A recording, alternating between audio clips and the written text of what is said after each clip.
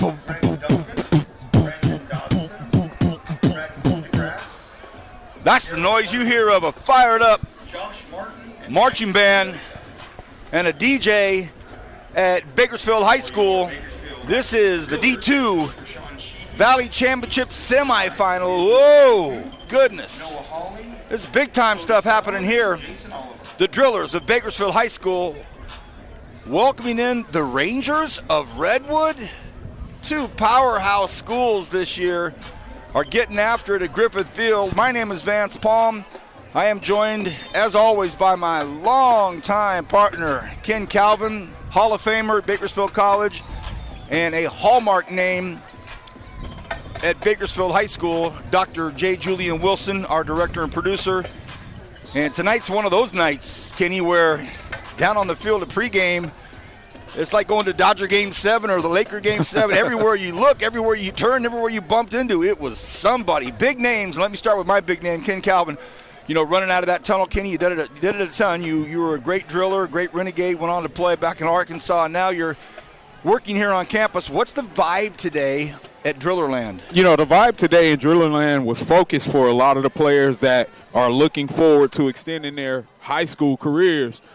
But the nostalgia that I got from being down there on the field with former Renegades coaching on the other side of the football in Coach Jackson and Curtis Allen, it lets you know that this is a very symbolic contest based on the connections that we have from Visalia back to Griffith Field. I'm excited. I love the term because I was out doing my pregame photos as always, and I said, hey, I was like, where's Coach Allen? Where's Coach Allen? And the players pointed to me in the end zone. Guess who he's talking to? Head coach for the Bakersfield College Renegades, Ty Thompson. But all of that aside, it's time for some football. All white, Redwood, kicking to all gray-blue BHS. It's up, it's underway, and it's returnable out of the end zone.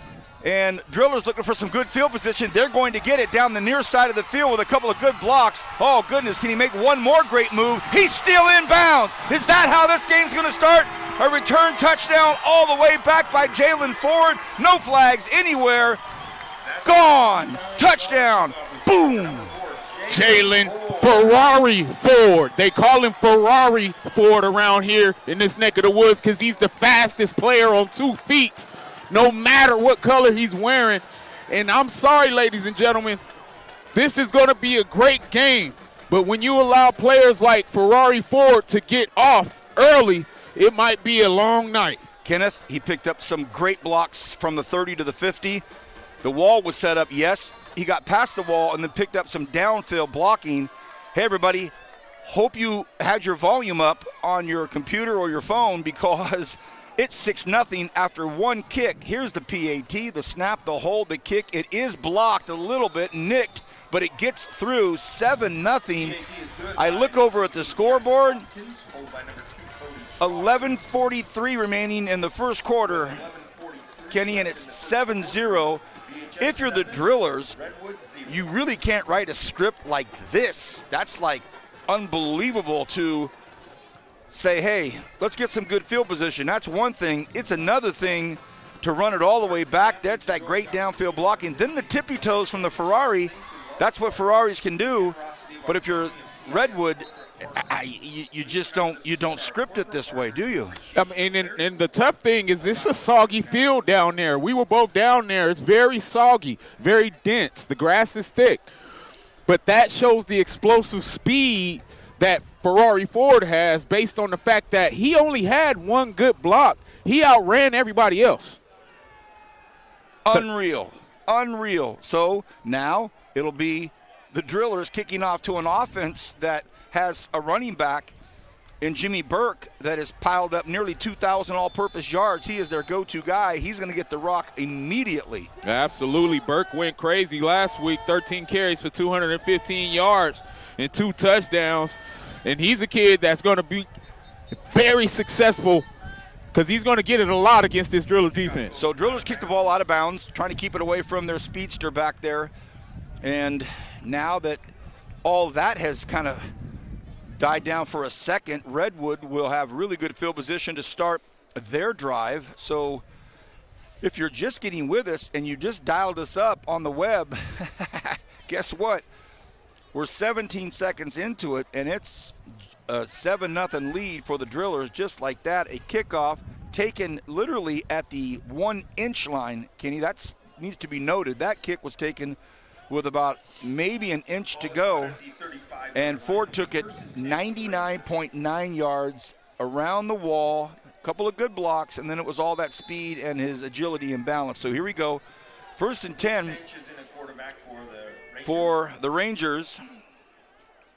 Luke Sanchez, jersey 1, is your QB. He's a handful. Yeah, he is. They want to go to the air, maybe make this up right away. They go downtown. Can they make it up? Oh, goodness. I'll tell you what, that's to be concerning for the Drillers. Jarius Brooks had about 4 steps there on Wells, but as you mentioned, Kenny, right there between the hashes, right down the airstrip, it is muddy. Runners are going to have to take that into account as they're trying to kick it into that next gear and get traction. Absolutely. I love the play call by the Rangers coming out, trying to take the top off the defense. But when you do that, now it sets you up to be behind the sticks. You can expect to see some Burks action. 2nd and 10. Jimmy Burke, jersey 10 is who we're speaking of. Get ready. That's your guy right there. Drillers meet him. He gets 3 yards, so it's going to be 3rd and 7. Once again, welcome everybody. I'm Vance Palm with Ken Calvin, Julian Wilson. We're at Redwood at Bakersfield High School. And the opening kickoff returned, I'm going to say 100 yards, Kenny, because he was basically backed up to the goal line, and it was Jalen Ford, nicknamed Ferrari, gone. You know, and those are the kind of plays that can help a Driller offense that hasn't been as consistent as they want to be in moments. You're right. If they get on the field. All right, and right now you got a 3rd and 7. This is a very crucial 3rd down. Sanchez in the shotgun, takes the snap, just kicks it over there to Burke. Burke cuts up, makes a good cut, and he's getting close. Will they push him to the 1st down marker? And the official makes it, ooh, it looks as almost they are moving the sticks. Wow. Public address announcer let out a big ooh himself. That's great. Yeah, great effort by that offensive line. Just a simple toss sweep, and that shows you the intent of this Ranger offense. Not going to panic because it's 3rd and long, getting it to Jimmy Burke, and he has 1,600 yards on the season. So contact was made at about the 42, but his motion and his lineman just shoved him up to the 45, 1st and 10. Good answer so far here by Redwood, and there it is. Oh, goodness. A spin, another spin, and then just a head-on collision with a linebacker, and he won that one. And that was a good hit up there. Nice contact by Jale Wells. Wells is the leading tackler for this defense of the Drillers. One thing they're going to have to do is figure out how they're going to be big up front, because that offensive line is getting some movement of the Rangers. So the Rangers answer well here. They're already in Driller territory after a shocking 100-yard return to start the football game. And there's some Rangers running on and off the field. Empty set for the Rangers. In motion, running right in front of his QB is Lovenberg. Oh, look out. He's gone. He is gone. Luke Sanchez answers, touchdown. Redwood, and maybe a flag at the end. Ooh, a hit deep in the end zone. Drillers lucky they don't get something tacked onto that. So how about that answer, Kenny? Yeah, amazing job by the offense using Burke as some eye candy. You had that jet motion. You think when you see that jet motion, you're going to get a flat pass route, and that's just a great design and quarterback keeper by Luke Sanchez. So now you think about it, the return team notched the touchdown for the Drillers. That's not the offense. The offense for Redwood knocked it in after 5 or 6 plays, so that's something to be concerned about for the Driller defense. It's a nice-looking kick there, and that's up and through, and we're tied at 7. What a start to this big-time semifinal Division II championship game in the Central section. The host, Bakersfield Drillers, treated their host fans to exactly what they hoped for. I mean, great job by the Redwood Rangers not panicking. You can see it in that 3rd and 7 call that we saw from their 42-yard line. Yeah. For them to go toss sweep, they were basically saying, we are not intimidated at all. We're going to just basically try to do what we do. And that offensive line is very impressive so far. The speed on Luke Sanchez on that keeper as well was very surprising. We heard about his ability to complete passes, but his ability to run has been overshadowed by Jimmy Burke. Got a great block from his tight end on the left side. Once he broke through that first seam, tight end was doing his job. All right, so 9:15 left to play in this first quarter. It's going to be interesting to see how Redwood approaches kicking this ball, because you're not going to want to continue to kick it to that guy that just took it 99 yards. But they go right back to him. Oh, goodness. Not forward this time, but how many dangerous weapons did the Drillers have? Oh. We're going to find out again. Oh, beautiful return up to the 32-yard line. And that's Veazey. Veazey was our Kern High Network Player of the Game, our first game out here. And Lomax, the sophomore, had a killer game, but Veazey had such impactful game-winning plays that we gave him the hardware. All right, the 2 interceptions to the house, if I'm not mistaken. That's true, and I'll tell you what, also is with all the weapons that Coach Sheehy has, it's a good problem to have, and we're going to see a lot of that tonight. We'll get our first look at the Driller offense, 1st and 10. Low snap. And now you got Lomax, and he has some room. Are you kidding me? How many big plays can we have here? He's on the ground. They won't call fumble, I don't believe. Uh-oh, he's a little banged up, though. First play of the game. Oh, man. Demir Lomax looks like he's holding maybe his right hand, maybe? Yeah, it is getting cold out there. You know how it feels to get those knuckles clipped. Oof. Good to see him get up on his own power. Saw Josh Allen last night, Thursday Night Football, and he went down, and everybody said, uh-oh, the whole NFL's over. Josh Allen's down. He got up and came back in. 8:40 here left in this first quarter. What a game. The ball's right below us at the 45-yard line. Another 1st and 10. Goodness gracious. There are so many guys to look out for, and that's Lee Demare. Demare Lee has had some amazing games for the Drillers as well, VP, on both sides of the football. You see the explosiveness as he took that power. It's going to be 2nd and 3. Ball's at the Redwood 38-yard line. As Kenny said, 2nd and 3. Big impact there. What a hit by linebacker Abram Feldstein. Great penetration by the defensive line of the Rangers. The linebacker was able to penetrate. And Lee took it right in the calf. Even though you've got those pads there, right there. on the thigh. Took it right in the thigh. Even though you've got those pads there, well, you know how that is. Worst Charlie horse in town. Yeah, and he came up hobbled as well, so it's going to be a crucial 3rd and 7. Cavazos stands at the 46-yard line on a 3rd and 6. He wants to throw, tosses it out to Sheehy. Sheehy battles up to the line of scrimmage, and it's in no man's land here. What are they going to do? Oh, it looks like they're going to boot it. Yeah, and based on how efficient that Ranger offense was last drive, you don't want to start gambling too early and give them good field position. That's a great point. Great point. So great defense by the Rangers. So tactical game here. Be a short punt. Put it up right about the 50-yard line. Oh, nice angle. This looks good. Fair catch. Does he get the room to make the catch? Wait a minute. He fair caught it. He made the sign. Hold on. That should be a penalty. Yeah, that should be. It's a great move if you get away with it. Jarius Brooks, fair catch. I got it.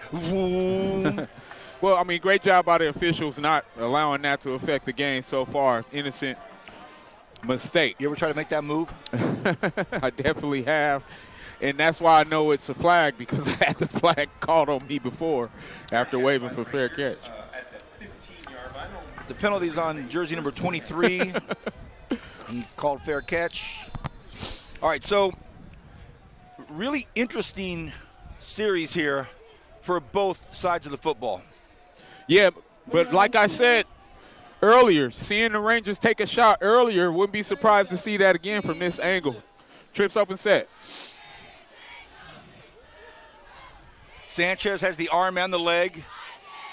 It's a draw play, and Burke is just something else, man. He finally gets drugged down, but it's after a first down. He picks up 12 yards. I was down there close to him and actually took a photo of him for later on when I post. Big dude, strong dude, quiet dude, and I said, I'm gonna take a picture of you. He turned around, so I catch the back. His back protector back there had a scripture verse on it, so he's a man of no words, all action. Yeah, you love the delayed action of that last run play, because what it's doing is allowing that front line to run past, and if you don't have your eyes up as a defender, it can be a long game. Look at this down here in the bottom of the screen, Kenny. Stack doubles. Hard count, flag goes up, drillers get caught. Yeah, you love the chess match that we see early out of the Rangers offense. Doing a great job keeping the driller defense on its toes and on its heels, I should say. And that time they were on their toes, head over heels. Oh, you were right. They were on their toes, leaning forward, and got caught. By the drillers, that's a 5-yard penalty. Bring up a 2nd and 5. And that's what you can't do against an offense that's already moving the ball very effectively. And he just chopped it in half to 2nd and 5. 5:40 left here in this first quarter. Sanchez throws out here to the flat. Their defense is there, but some pretty good blocking. And does he get free? He's trying to get free, and that is Jarius Brooks. Yeah, great job on that bubble screen. We call it a bubble because it's more of a looping swing route that inside receiver is executing, and great blocking on the outside. Redwood clicking on all cylinders. 5:20 to play in this first quarter. Ball's right below us. Our camera and our table and our setup is at the 45-yard line on the north side of the 50, so we're right above this. If you're a driller fan, you're stoked that you're tied 7-7, but you can see this offense for the Rangers. Confident, poised, collected. Number 3 ranking. They're playing the number 2 ranking. Burke cuts up. Nice gang tackle there by the drillers, but Kenny, it's after 6 yards. I mean, it's a gang tackle, but it's a 6-yard gain. Yeah, you love the patience that you see out of the young running back. I mean, he's a senior. I call him a young running back. But what he's doing, he's allowing those pulling guards to get out and get in front of him to get to that second level. And they're doing a great job after contact as well. Saw the great Stan Green down on the grass. The Hall of Famer, you saw him? He's an alumni, an alumnus of Redwood. His receiver that he threw to is over there coaching. Inside trap. Yeah, nice play. Nice play. The drillers answered. They were there for it. And after number 15, Adrian Melgar. So a 3rd and 4 here. 1 on the play, and it'll bring up a 3rd and 4. Not much trouble, really, for a Rangers team that will probably go for it anyway if they don't get it. They've already shown in the short time we've been on the air here, they can kind of do it all. So 2-down territory, if you will. You never know. Good to see Damari Lee hopping around over there on the driller sidelines. Looks good. He's on the 45 and he's bouncing around. Looks nice. Yeah, he's a key player to that offense and defense. 3rd and 4. Sanchez whistles. You got movement on the offense. Oh, you got encroachment on the defense. Yeah, I thought that's what I saw, and when it happened and the whistles blew, I saw some coaching staff members for the drillers not happy. And boy, you don't have to worry about picking up a 3rd when that happens. Yeah, another self-inflicted wound, the SIWs. And it's one of those things that's going to happen to you when you've already been hit in the face a couple times by this offensive line. You're trying to get a good get-off. Just got to be patient and watch the ball as the defensive line. 1st and 10 for the Rangers. Chase Luna, jersey 34, comes in. He may be eligible. Oh, he is. He's in the backfield. He's in the slot right there. It's going to be interesting. Drillers, nice job there. They wrap up Sanchez in what looked like maybe not a well-executed play there. Well, it's just a great job by the all-time sack leader in Jeremy Millette. You know, in just keeping containment. You know, we talk about that often as for outside backers and defensive ends. Sometimes just doing your job is the key to stopping the play, and just keeping that outside foot on the outside of that tight end or that tackle that's trying to block you. Jersey 3 is the all-time sack leader? All-time sack leader, Jeremy Millette. Are you kidding me? Wow, think of the linebackers he passed up. That's what I'm talking about.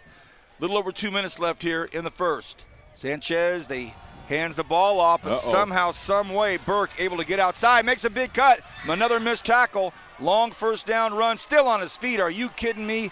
Oh, Burke gets down to the 26-yard line, and the Redwood faithful clapping and cheering for him, but not out of surprise. Yeah, and it's going to be a long night for the Driller defense if you're not getting your head across the bow to tackle this kid, because you're not going to arm tackle this guy. You have to get your head across the bow and drive your feet, or it's going to be a long night. Again, hate to bring up NFL last night, but, boy, the Texans had a running back that had that patience, and he would just wait and wait and wait, and then he would just kick out. And, you know, the patience of that running back to let that line do their thing and then kick is exactly what he did. 1st and 10. High snap. Look out. Ball's in trouble. Still it could be out. And it is Driller's ball. So uncharacteristic mistake by Sanchez and the Rangers. And wow, so they are saying that was a pass? Incomplete pass. Oh, my goodness. Wow. Oh, my goodness. So you had a high snap and a bobbled grab. And as we look at the replay, you're going to get the high snap. And as he's shuffling, he may have tried to shuffle it forward. He underhand tossed it forward. That's the thing. And if he's underhand tossing it forward, it is a forward pass. So the officials right on top of it. That was a great job by the officials, because if you're not seeing that replay, you don't see that the quarterback actually did throw it forward. It just looks like he dropped it. But on the replay, you see that he actually did try to underhand shovel past that.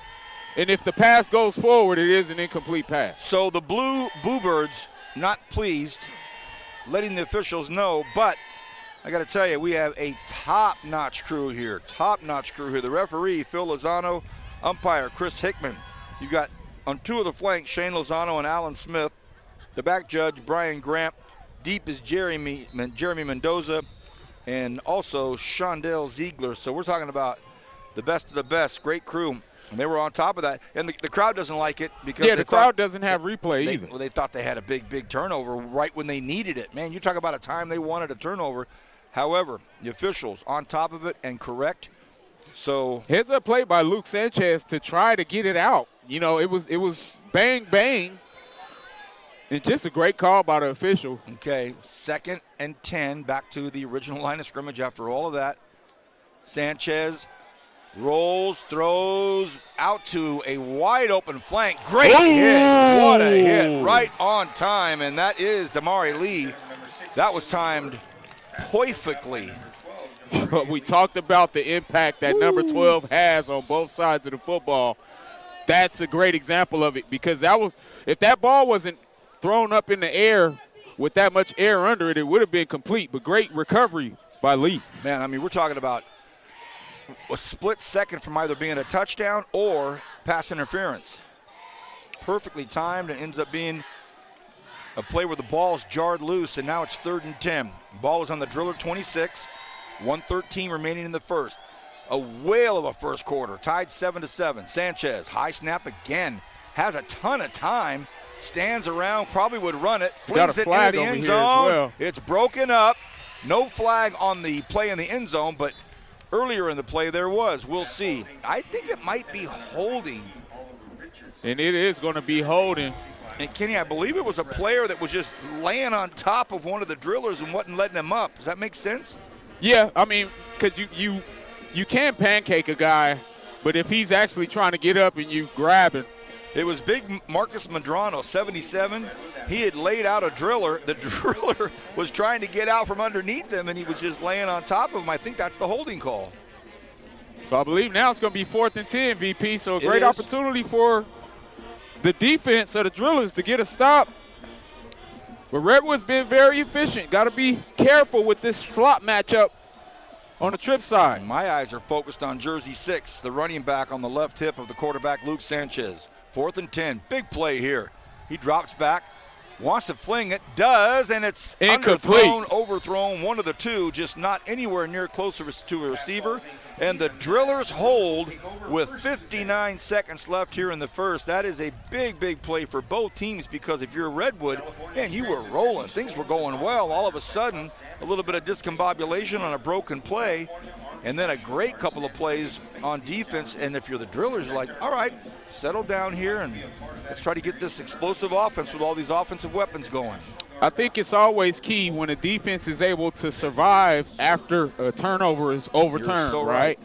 You're able to bow up and just play basic defense after a somewhat tragedy when you don't get that turnover. That's a character builder. That's a great point, Kenny. You're so jacked because you think you've recovered a fumble, but then you have to kind of regroup. So here's Cavazzo behind center. Good strong run, couple of yards, but met certainly with big, strong defensive players for the Rangers. Head coach Curtis Allen, very well-known name here. Renegade legend, man. Very well-known name here. One of the names that I grew up seeing on the wall. Like in our coach's office, we had pictures of all these legends, and while you're getting chewed out, you had to look up and see those names. I would always stare at Curtis Allen. What a player, and assistant coach David Clements. And for the Drillers, head coach Rashawn Sheehy, Emilio Cantu, Noah Hawley, Cody Stone, Jason Oliver. The GOAT. 2nd and 9. Cavazzo's high snap, looks over to the left, gets rid of it quickly. It's going to be speed and blocking now. There's the blocking. Here comes the speed. Oh, what a move. What a great move. Are you kidding me? Ladies and gentlemen, does VZ get in? VZ gets to the 5. Oh, sorry. Yeah, it is BJ. Yep. Wow, leading receiver on this Driller team. He does it on both sides of the football. Younger brother of Carl Jones, you know it's in his blood. And he showed it right there. Amazing individual effort. Great downfield blocking here by his receiver. Pulled his hands out, didn't get tangled up. No holding, no blocking in the back. How about the stiff arm by VC right here at the 35-yard line? He does that and gets 20 more yards down to the 5-yard line. That's the end of the first. How could you go anywhere? It's Friday night. We're at Griffith Field, and we just had a Carl Jones reference. Back right after this.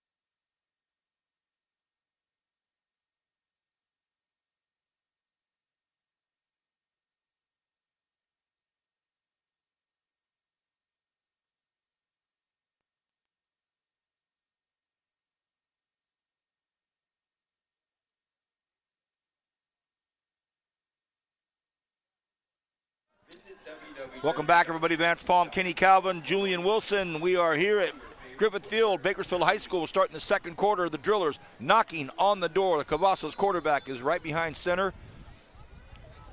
He has Sanders going back and forth in motion. How about this slant right here at the bottom of your screen, Kenny? No, they go on the ground. It's Lomax. He's feeling better. Touchdown, Bakersfield High School. Oh, my goodness.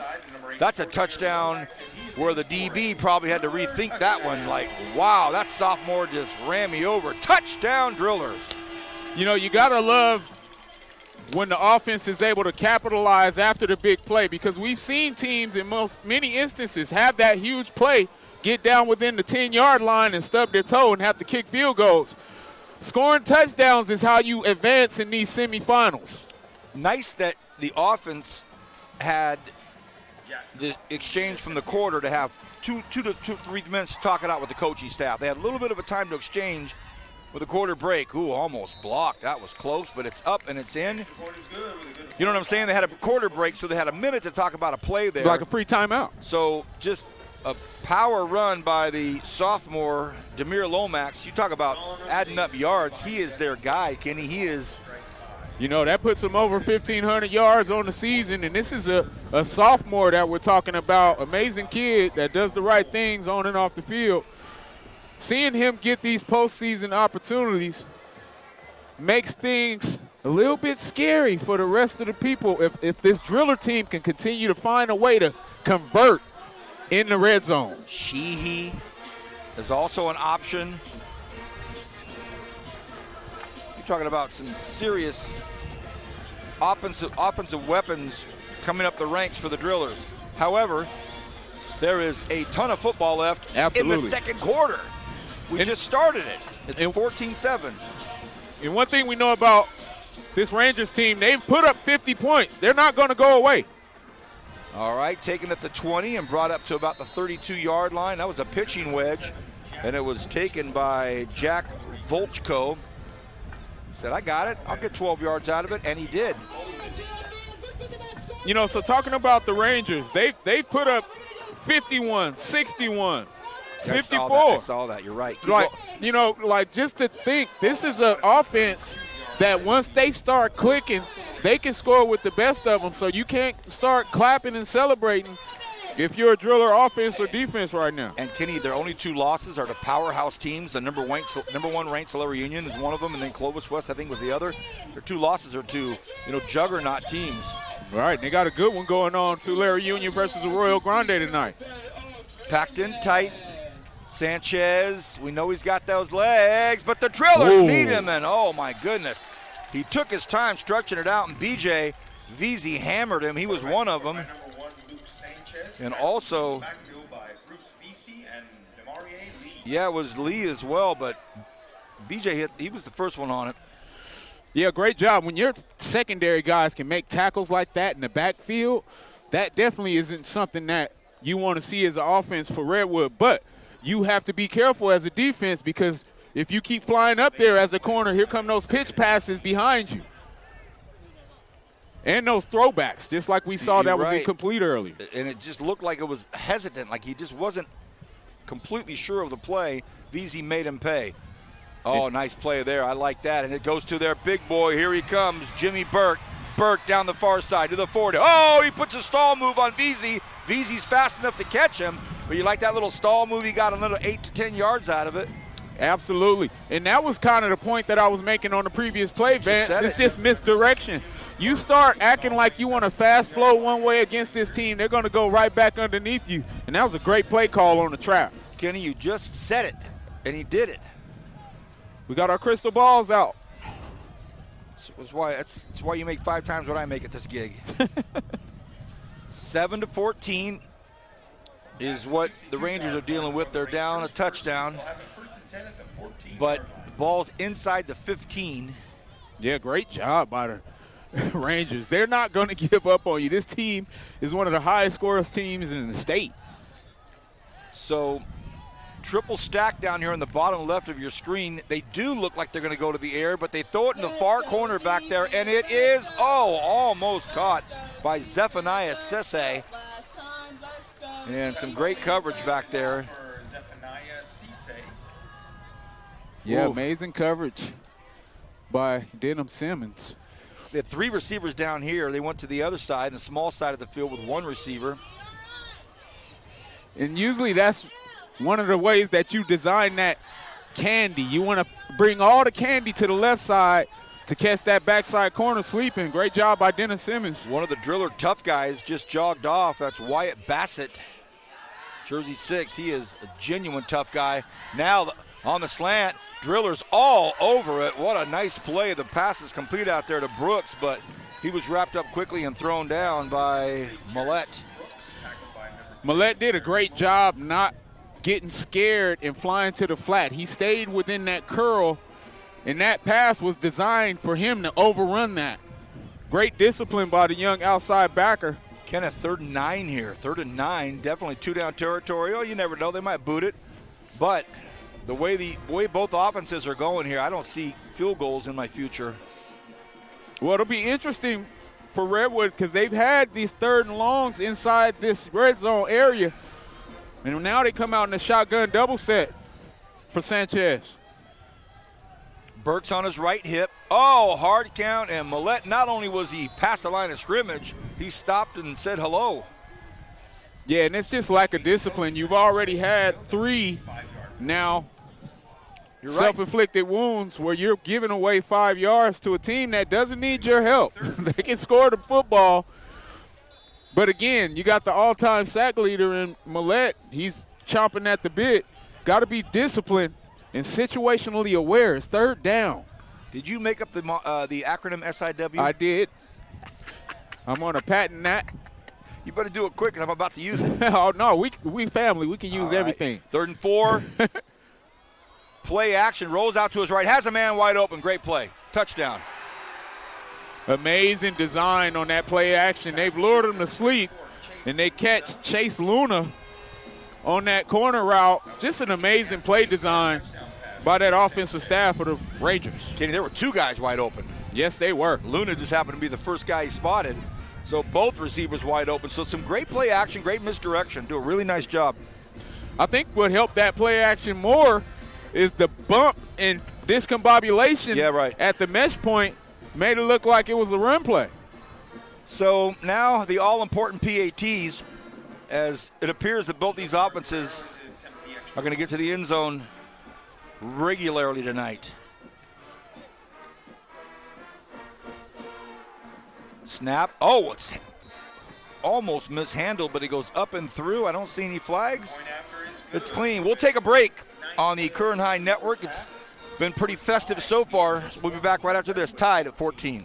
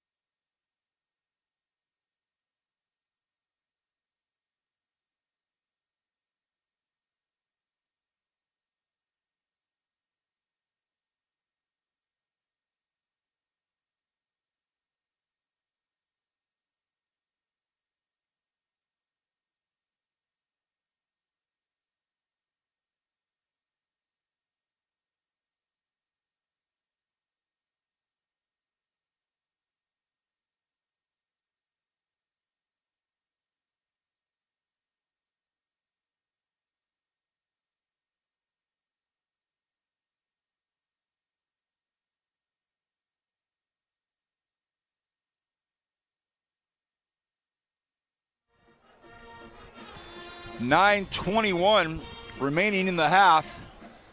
I'm Vance Palm with Kenny Calvin and Julian Wilson. We're at Griffith Field, and it is a great one here. The Division II semifinals in the Central Section Championship. We're tied at 14 with just under 10 to go in the first half. The kick is up. Oh, it's going to be a really nice opportunity here at the 8-yard line. Oh, it looked like he waved fair catch. He did, and I was confused as to why he did because he had so much room. And that's just a senior that made that mistake. You wonder, and with that last name, Gridiron. And Gridiron can fly as well. Yeah, I almost wonder if he was letting his compadre over on the left side know, I got it. Almost like he was going to let his running mate back there, I got this one. But when you raise your hand and do that, it's going to be noted as a fair catch. Crucial mistake by Gridiron, as that's going to be a spot fair catch, not like the college game where if you catch that fair catch in that range, it brings it back out to the 25-yard line. Right. So some consternation, I'm sure, amongst the coaching staff there, because right away they're going to try to make up for it, and Rangers defense swallows everybody up there at the 7-yard line, so maybe they get back to the original line of scrimmage. Yeah, and Gridiron's a young player. He'll learn from that. But it's definitely a situation where you put your offense in a huge hole against a very good defense in the Rangers. We've seen some big plays from the Drillers get them down the field, but we've seen some solid defense in between that by the Rangers. 8:45 to play in the second quarter. Coach Sheehy looking back at Gridiron, having a quick little chat with him. 2nd and 10. Oh, here's some good blocking downfield here if they can do something with it. Oh, a nice job still on his feet, and that's Lomax to the first down mark, and that is massive for the Drillers. Ooh. Yeah, and Gridiron's going to owe Lomax lunch because that first down just kind of took him off the hook a little bit, and that's not good. Lomax down again, Kenny. Timeout for an injured player. Well, take an opportunity to thank Bakersfield High School and their staff and everyone here. Hope Lomax is going to be okay. Certainly want to focus on that first and foremost, but we will thank Bakersfield High School. You know, when we think of November football, we always think these lights should be on here at Griffith Field, right? You know, and I always talk about how lucky we are as fans to grow up in this region. Football is king in the fall, and it's always better on Kern High Network. You know, so with 8:28 to play, Lomax is up on his feet, and that's a good sign. He's going to limp, but again, he's a tough kid, so you're hoping that they can get him repaired and back in action. Okay, 8:28 remaining in the half. We're tied at 14. For those of you watching this, good for you. For those of you watching and you are friends or associates with Kenny Calvin and I, holla. Send a text, let us know. Quick toss out here. Oh, really nice job. Well set up play. We're going to find out who has the speed. Oh, Demarie Lee. What a great job. That's that's Eric Ben. Oh, so Eric Ben, yes. Eric And Ben. Another underclassman. He's a junior for Coach Sheehy. No, Eric Ben's an interesting story. He's a kid that missed out on the opportunity to finish the season last year. You know, you can tell that he's taking advantage of every moment that he gets. And that's a huge catch. Chomping at the bit. For that first down. They shoved him out of bounds, so the clock stopped at 8:10.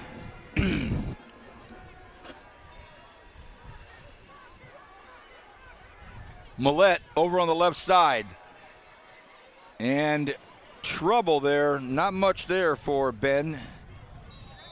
Took a hard hit at the end of the play. Man, he laid out. It was laid out by Sese. Yeah, VP, they tried to go the jet sweep there, and it wasn't very deceptive. You can kind of tell he was getting the ball based on his flight towards the quarterback. Usually when you see that jet motion, it's a straight across flying action.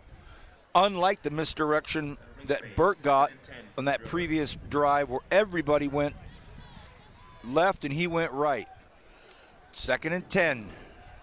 Shotgun spread set for Cavazos. Ben behind him, and now they toss it out to Ben. They're wanting Ben to get the football, obviously. Nice job, but he gets 5-6 yards there. Good tackle. Really a touchdown-saving tackle by Michael White. Amazing tackle by Michael White, because if he doesn't make that tackle, he's definitely going to get another 15 to 20 yards in being Eric Ben. That's an amazing tackle. Some of those tackles go unnoticed, but those are game-saving tackles in many instances. I tell you what, all of our photographers here, everybody that's here from the network television stations and all of the photographers, they're going to get some really great photos because of all the mud. Everybody, all these uniforms are going to be full of that November mud, you know what I mean? Absolutely. Real true football shots. 3rd and 5. Trouble in the middle. Can't get free, and wow, Rangers all over it. They shut down Demarie Lee, and this is punt territory for the Drillers for sure. Just an amazing job by that front seven of the Rangers. They've done a great job. I've talked about how well they've played in spots. They've given up some big plays, but they've played very well in between those actions. They forced the punt. 6:13 to play. Hopkins back to punt, a household name now in Driller football land, in BHS land, in Kern County. Oh, and he's roughed up at the end. Fair caught, but he gets roughed up, and we just mentioned his name, and Hopkins takes a hit. They knock him over. Flags fly. You know, Jack's one of my favorite students on campus just based on his ability to be even keel. And right there, he did a great job not flinching. Going through his full motion in that kick is what got that penalty.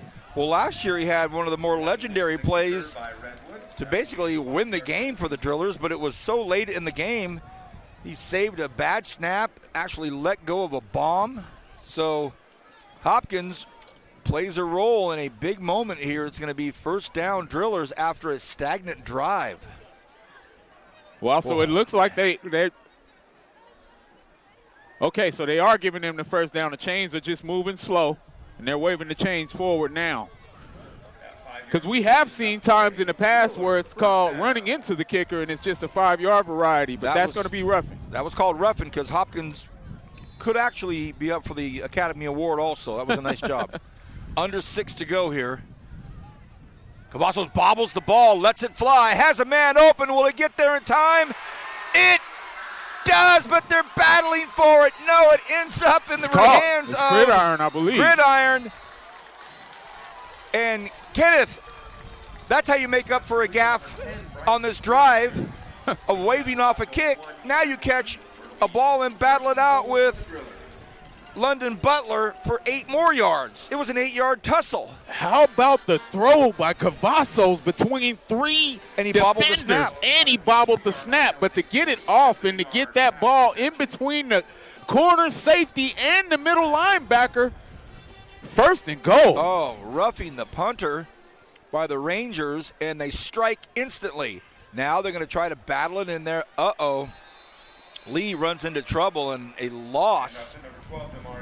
They may say he got back to the line of scrimmage. I think both referees on each side are saying that it's going to be back to maybe they'll get loss of a yard.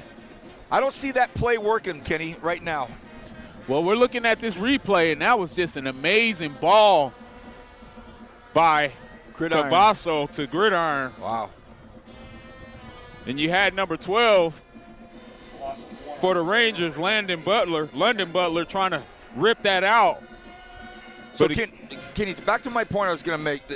That play with Damari hasn't proved that successful yet here. So on a second, this is, I would think, 3-down territory now. We'll see, 2nd and 3.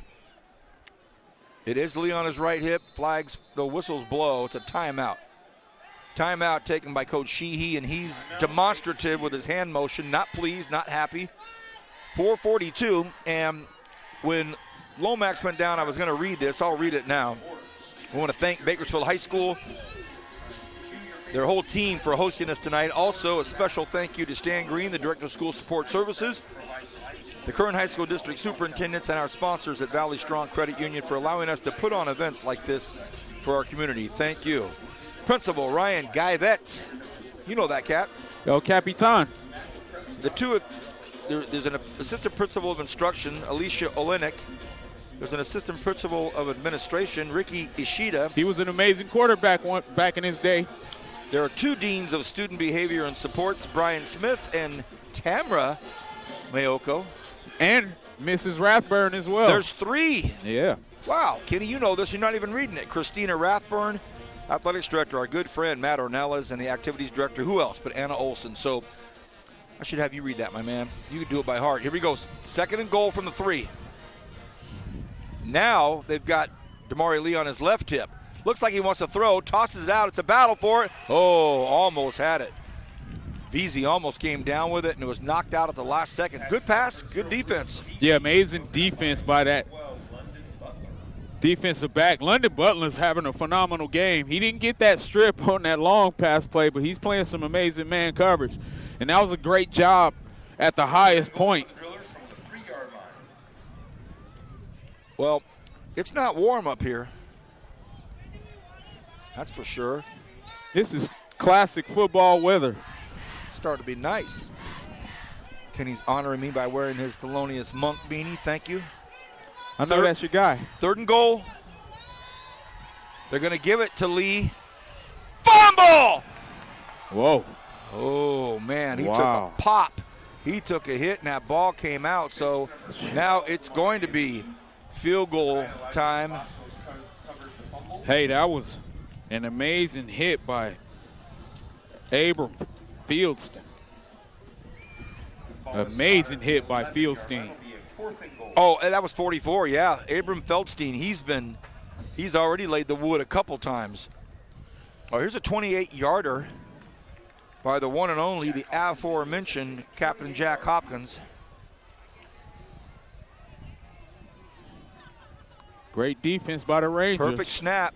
Nice leg, and it's right down the middle. So nice job there by Captain Jack. 17-14. What a first half of football here at Griffith Field. Your thoughts so far, Kenneth? I mean, it's as good as advertised. You know, before the game, I had a chance to have a chat with former Renegade coach Kenny Jackson, who's coaching for Redwood. And, you know, they have high expectations for themselves. They put on a show for their fans. Coming into this contest, they knew it would be a tough match, and it's been good as advertised. Thank you, Kenny Calvin, Renegade Hall of Famer, and a household name here at Bakersfield High School. Everybody knows my partner, Kenny. Julian Wilson, one of my bodybuilding students that I've been teaching for many, many years. Physical fitness, powerlifting. I've had him under my tutelage for a long, long time. It shows. You can tell, Kenny. All right. Ball's up. Oh, that's about a 9-iron, 8-iron. Not bad. Taking it to 13. Oh, boy. Tough running there by Jimmy Burke. And look, Burke's had a great first half, but they're trailing. So, you know, you have a guy like Burke whose jersey and every part of his uniform just covered in mud right now. But he's had these huge, big runs, and they trail by 3. Yeah, now it's going to be interesting to see if Redwood is want to take the approach to have that hurry-up offense with this 3 minutes left. But if you do that, it can end up being an issue. 3:37 remains here in the first half. ROTC had to do 17 push-ups. Could you do 17 right now, right this second? Oh, yeah, I'll give you 50 straight, VP. Burke, he could give us about 1,000 push-ups. And he gets a 6-yard gain.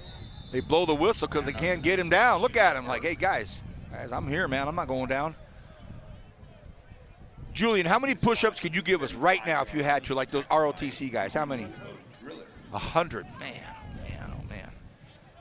I'm right there, I think. I can count. Julian. For those of you that know our friend Julian Wilson, he's built like a brick house, man. He can pump off 100 easy. 2nd and 3, under 3 in this first half. And if you've been watching, we know you're not going to go anywhere. It's a great one. This is a classic. Shotgun. This time they hand it to a new runner, and this guy is Adrian Melgar. And he picks up the first down. So now we're finding out they have a Larry Zonka in their backfield. You know, and he's the guy that's the thunder to the lightning of Burke. But, I mean, we've called Chase Luna, and we've, of course, called Jimmy Burke, but now we're calling Adrian Melgar. Sanchez jogs in from the sideline, the quarterback. So does Jimmy Burke. So the 1-2 punch was over on the sidelines with the coach for a moment. And you see the mentality of Redwood. They are not in a hurry right now with 2:16 to play. Because if you don't get it on this end, you're giving it right back to a driller team that's moved the ball pretty well, VP. To your point, they called a timeout. We'll take it with 2:09 left here on the Kern High Network. Vance Palm, Kenny Calvin, Julian Wilson. We'll be back right after this.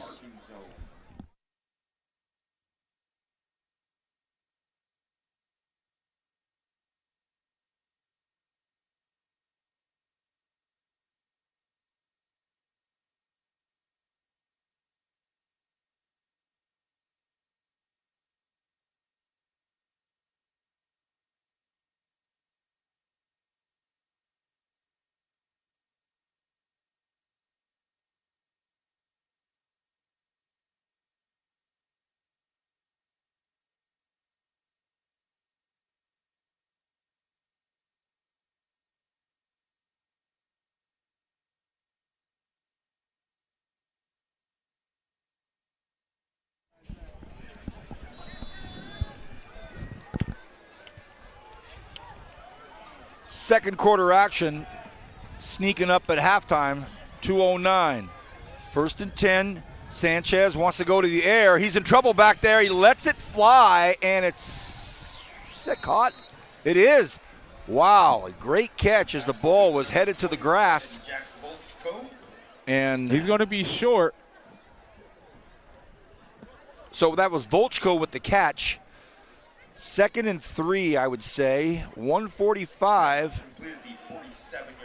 Clock still ticking. And now you see Redwood picking up the pace a bit as they come out of that huddle quick. And with these tight splits, you can expect outside or seam routes. High snap. Snap. Coming around the corner, and big-time trouble here. Oh, nice move. Oh, my goodness. Move. He's not in trouble. He's headed for the end zone. That's Jarius Brooks, and Brooks is going to get there. I thought he was in big, big trouble, Kenny, and he got out of it, and then he put the move of the evening on. Touchdown, Rangers. Amazing job. Oh, my gosh. As he stuck his foot in the ground. And Jarius Brooks, he's a sophomore receiver, 5'10", 155 pounds. He stuck his foot in the ground and shifted into another gear and took off from everybody. Kenny, I thought he was done. I thought he was cooked back there because the drillers had done a great job of cutting off the edge. He had nowhere to go, and I thought it was done. But the continuation blocking by the Rangers, they didn't quit. And now this is huge right here. This is a big PAT. And it looks good, and it is. So, wow.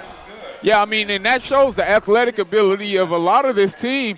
That was a simple jet sweep power play that he was bottled up, and he stuck his foot in the ground and just shifted it another gear, and that was just an amazing effort individually. You said it best. He went from 5th to 6th. Oh, no, he went from 3rd to 6th. He shifted like 3 gears and jumped straight into supersonic speed, and he was gone. And that PAT's big because now, after all of the back and forth, now it's a funky number, 21-17.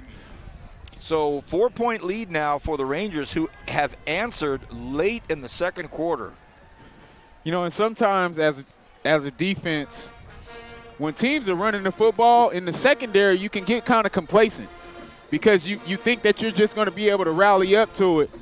And that guy hit the nitro button and ran past everybody. So Ranger Band, marching band is here across the way, and they're making everybody over there even more fired up. They traveled well from Visalia, didn't they? Yes, they did. So I've got a lifelong buddy of mine, Arvin Bear, just got on board with us and said, I'm watching. Well, welcome, my friend. It's been a great, great first half with 1:20 remaining in the first half.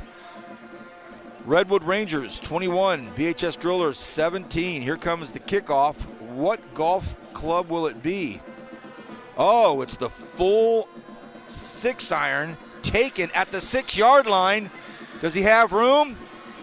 Oh, nice job by everybody. Good blocking, good return. 26-yard line as well, they'll start.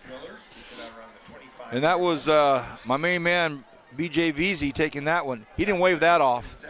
Yeah, but right now with 1:14 left to play in the half, you got to be very careful if you're the Drillers to not try to be too aggressive to where you dig a larger hole for yourselves as you're going into the half. But you do want to try to execute and see what you can get on this first down play. This first down play tells you what you want to do. Rangers will get the ball to start the third quarter. So that message may change the mentality of this offense to try to get something out of this minute. Nice job. Oh, just threw it on the wrong side. He had a great, stuck his foot in the ground and flung it. It was intended out there for gridiron, but off target. To your point, they're looking to do something. Yeah, but with that incompletion, I know, you have to reevaluate how you approach this second down. I know. You know, with that wet field, we see what happens when you try to chop it down on those curl routes. Gridiron slips on the route and goes incomplete. Trips open set for the Drillers. Cavazos takes the snap. They go on the ground with it. Can they get anything out of it? Oh, what a nice strong run. Again by Damari Lee. And they hustle. Back up to the line of scrimmage. Ben is back in. They've gone to Eric Ben quite a bit here. And then they go to the huddle. Oh. Yeah, because you want to huddle, because if you don't get this and it's 4th down, you're turning that ball right back over. You're right, Kenny. 3rd and 3. Big play here with 36 seconds left. They give it to the big fella. Can he get there? I don't think so, Kenny. He's going to be right at the marker. Oh, man. Oh, he did. He fell on the 35-yard line. He did. He fell on the 35-yard line, so the clock will stop for a second. Ooh, that was close. Really close. So now with that 1st down, you probably want to get up and try to take another shot. And the clock is ticking now, so. Yeah. You got to show some urgency. Timeout taken by Coach Sheehy. So they've got 65 yards to go for pay dirt. They can try to get to the 25-ish for a field goal. And I was confused as well, VP, because on the board it showed that they didn't have any timeouts, and we see a timeout being called there. Tricked by the old yellow bulb board. Great night tonight. Great to have you with us. Don't know if we'll be on the air next Friday night. There's a lot of games going on right now, and at halftime we'll start checking some scores. I haven't checked anything yet. This game has been far too riveting to pull our eyes off of, but don't know if we'll be calling a game next week. We will see. Have to be checking the social. We'll let you know. It's Thanksgiving week, by the way.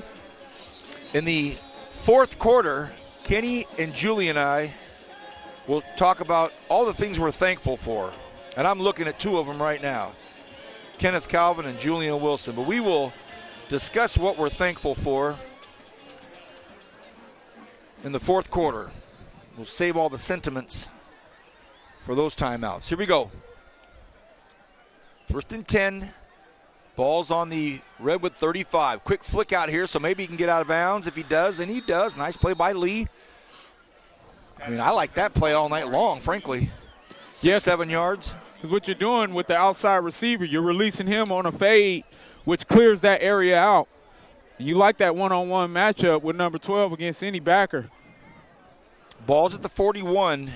Boy, it's a Herculean task at this point with 14 seconds left.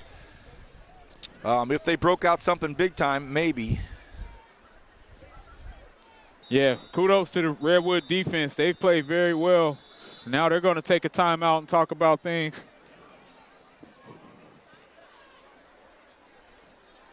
School's out. Tonight's pajama night. So all the students have their pajamas on, their nighties on. It's a pretty cool vibe out here as they go into Thanksgiving break. I really can barely remember those times. For me, it was always, we were already in basketball season playing tournaments at that time. And it's just a great fun time of the year. Driving over here tonight, as I mentioned, coming down California Avenue, and you see the lights on in mid-November, and this is how it's supposed to be at Griffith Field. So muddy field, all the guys out there, mud all over the place. It's a fantastic environment. Yeah, you got to be impressed by the Redwood faithful that made the trip. Of course.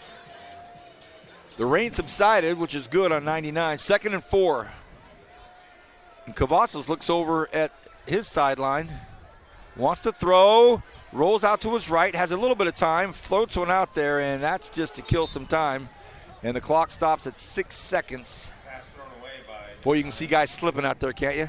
Yeah, but great job by the Redwood secondary and making sure they're staying on top of everything.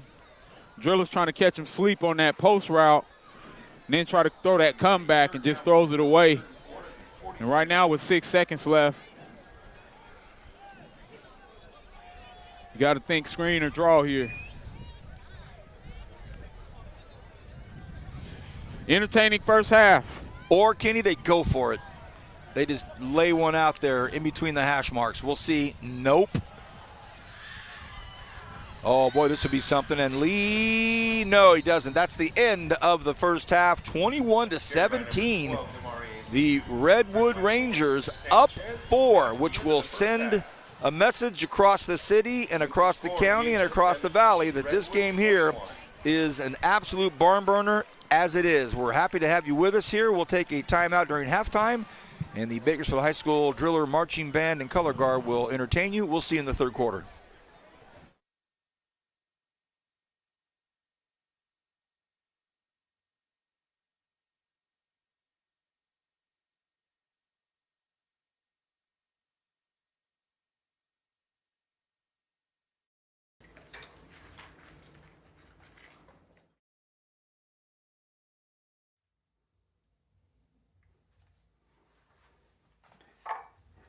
So, my rate for dishes is going up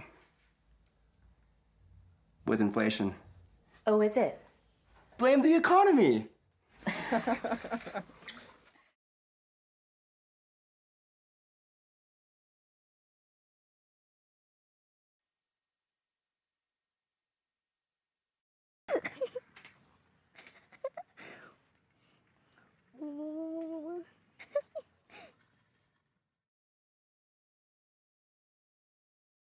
Hey, Dad! Is my weekly allowance up for a negotiation? No, not really. Okay, Okay. we'll talk about this later.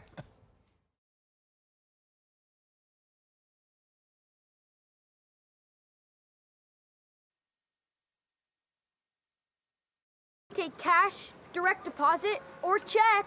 I think a pony is a smart investment. My rate for dishes is going up with inflation. Is my weekly allowance up for a negotiation?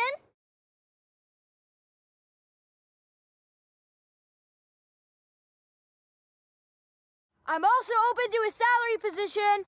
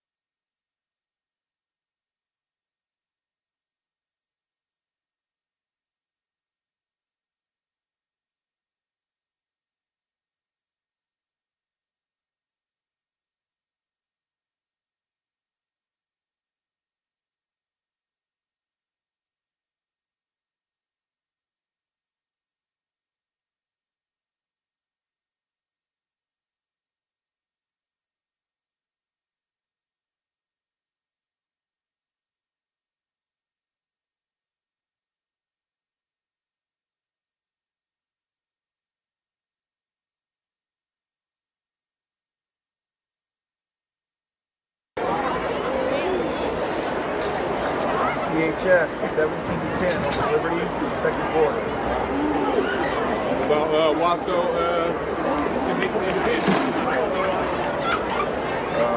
Kennedy 35-13 over Western Union. Hey, Mario's got a squad up there. Go on.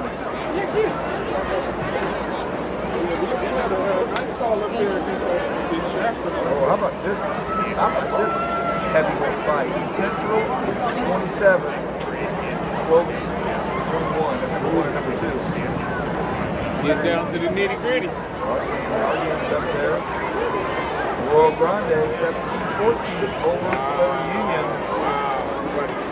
Said that So that means that's the winner. The winner of this is what he's at, right? Oh, Templeton's beating up North 21-0.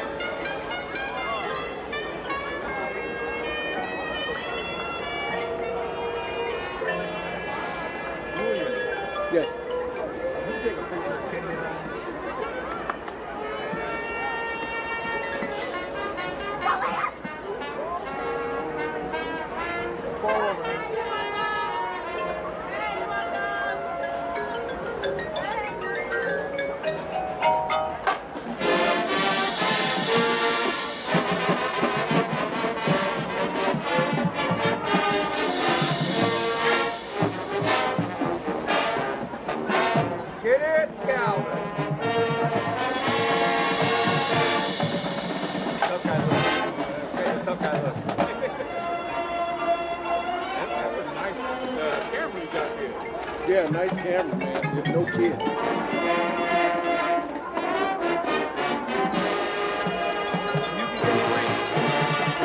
get free for a minute, Julie. Come on, him take a picture.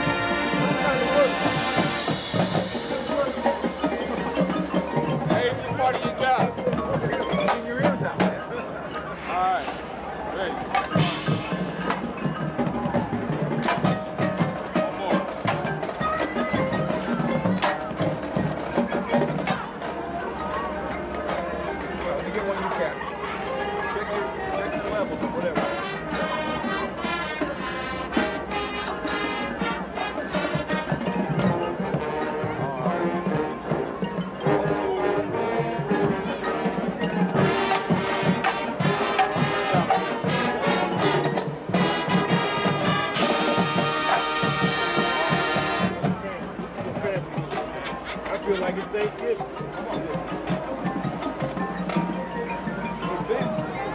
You have 1 minute to take a photo of us. Thank you, bud. Hold on. Right here. Here, Julian. Let me see.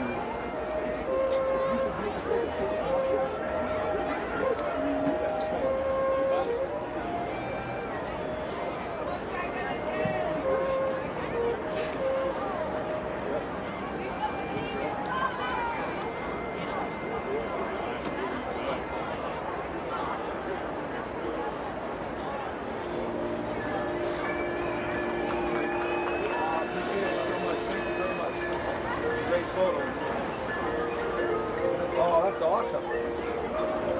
That's what I'm talking about right there. Yeah, that's gonna be a nice shot right there. I'm gonna lose my job, but you know, it's okay. Because I didn't post these. That's a great shot. With the band in the background? Just the angle's good, everything's good.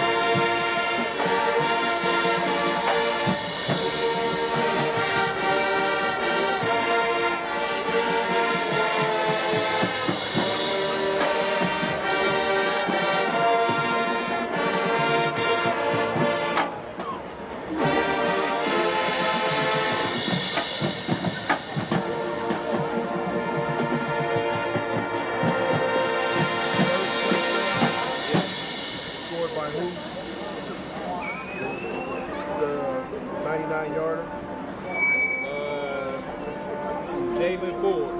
Jalen Ford. Ford? Yep, Jalen Ford with that. Right.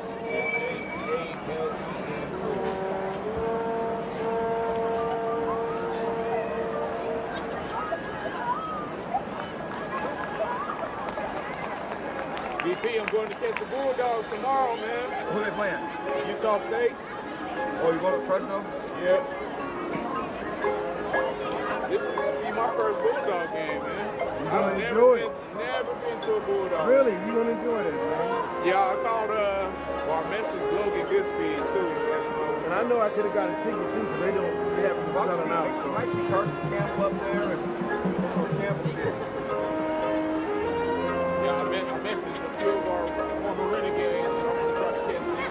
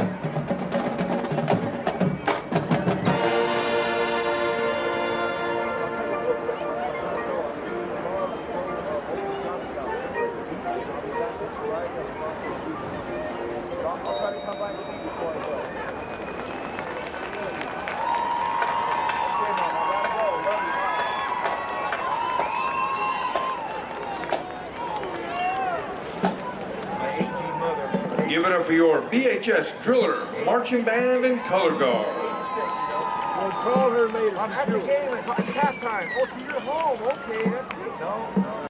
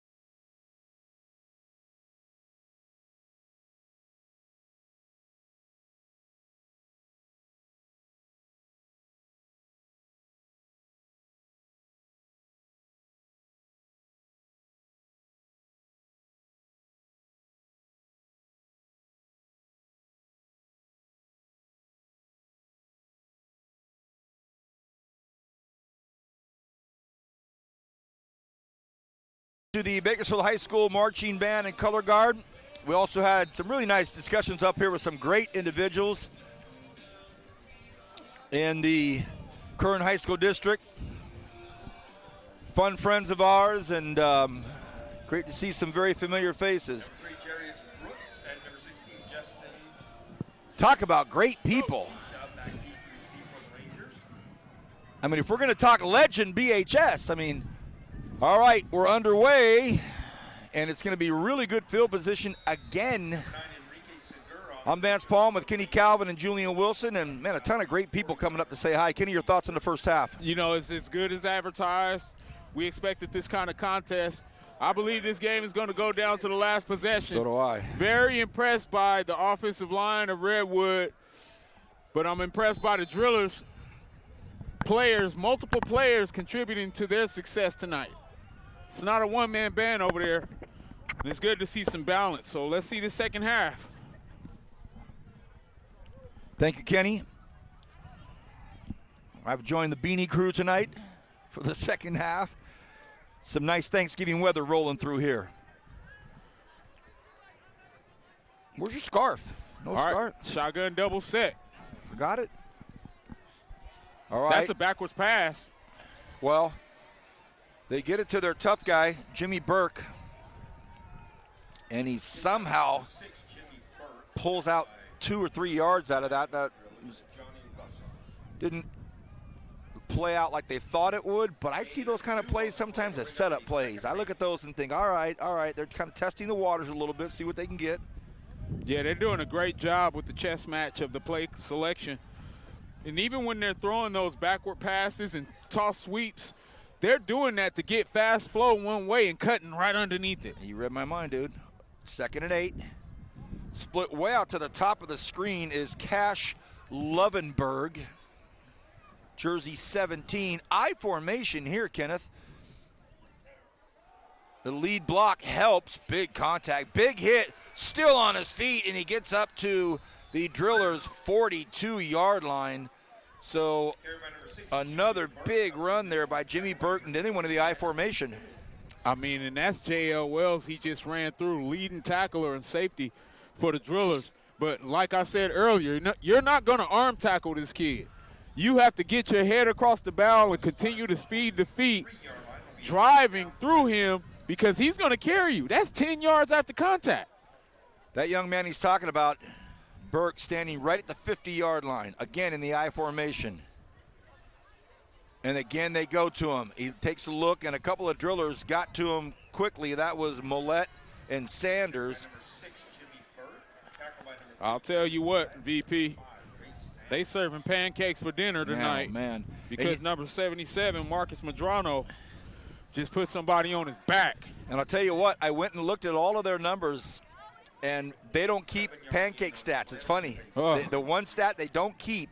And sometimes you get those offensive linemen and those offensive linemen, line coaches, they don't get into that stuff. But no pancake stats, but we're seeing it. Wow, that was pancakes for dinner.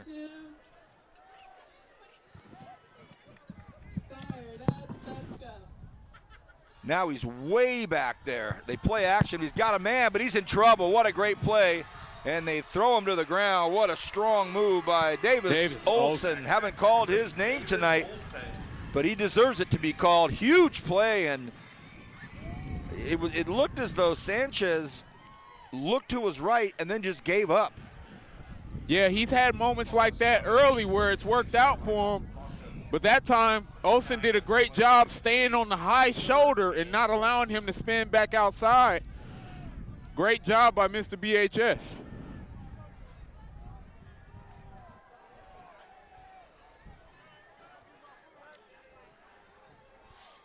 Third and 12.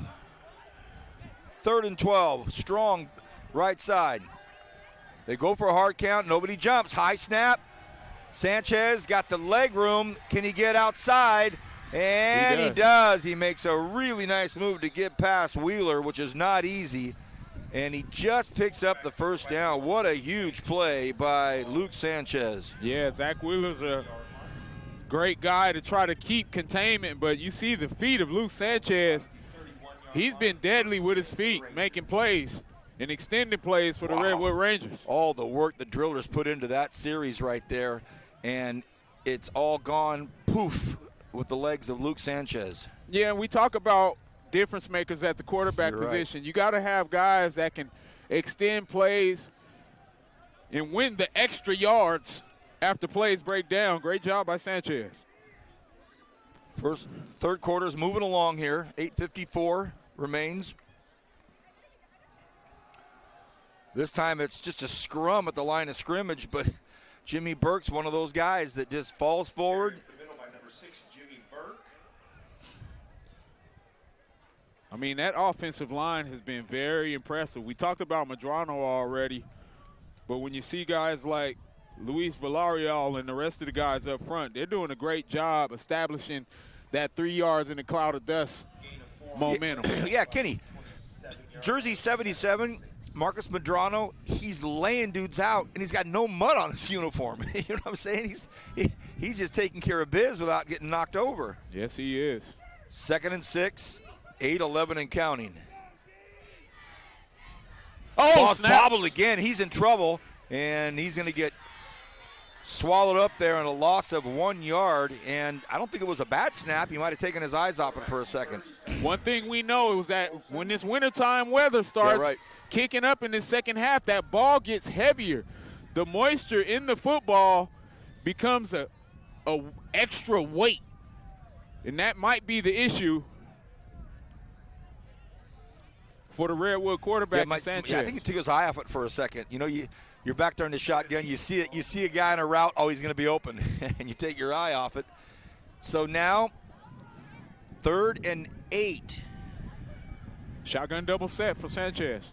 Burke on his left hip. They give it to Burke. Oh, and they almost had him for a second. They almost had him by the ankles, but he still picked up 6 yards, and it's going to be 4th and 2. This kid is going to be playing on Saturday for somebody. I was going to ask you earlier if you knew where he was going. I don't know yet, but he is something else. You can look at all of these skill positions and speed, hands, everything else, but so important to factor in tough guy. All right, so 4th and 3.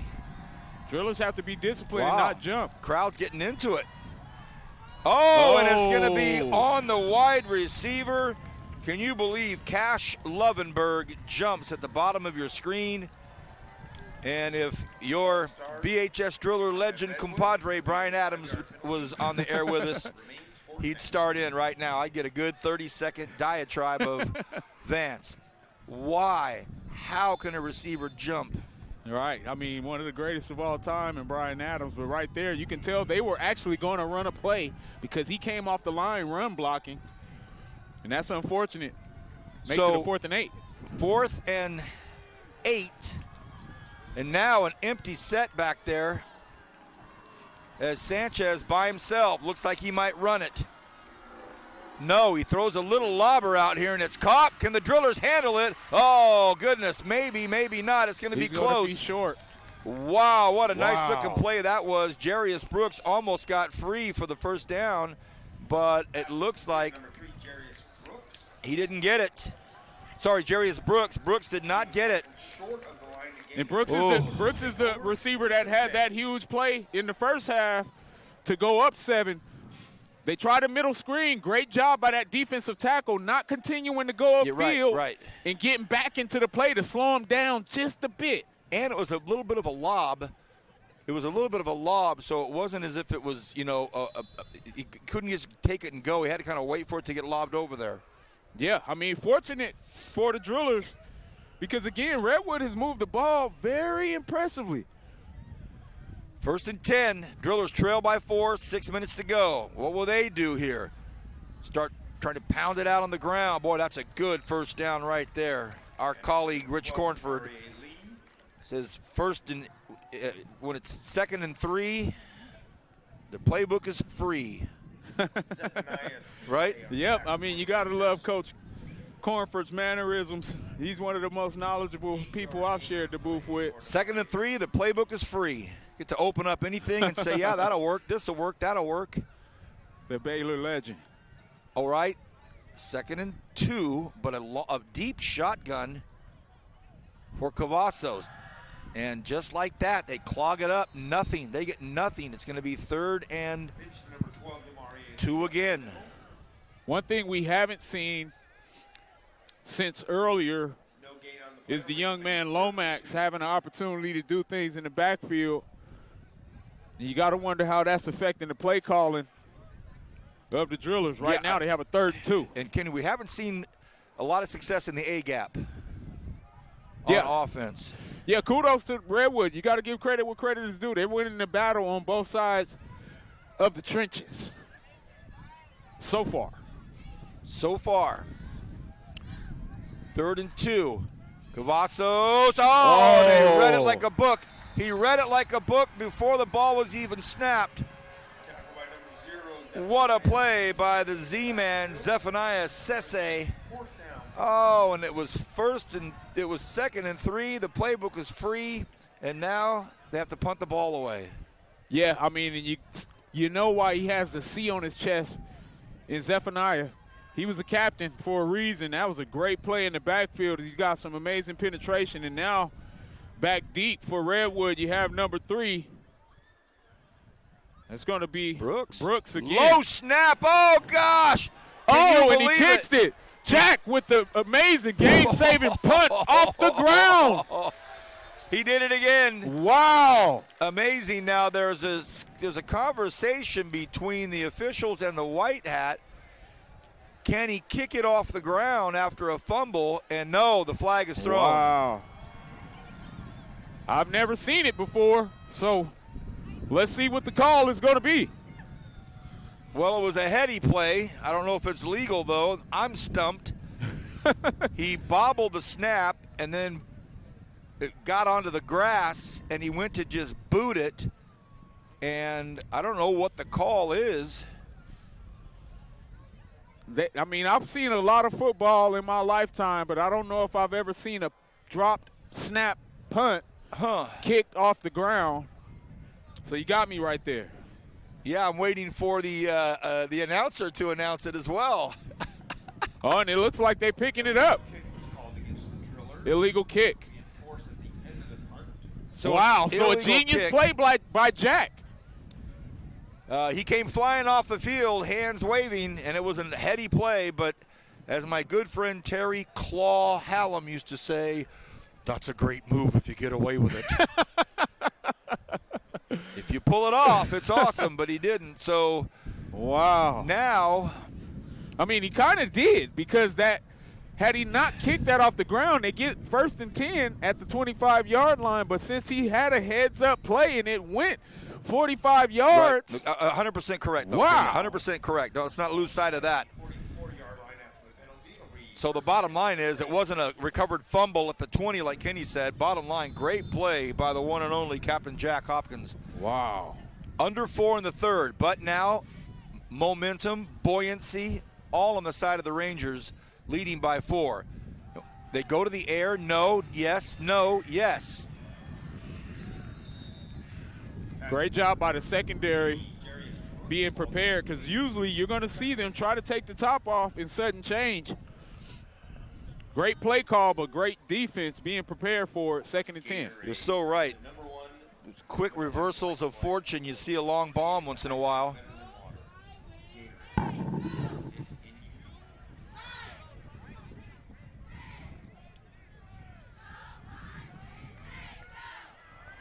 All right, 2nd and 10. Shotgun double set for Redwood against a man coverage look for the Drillers.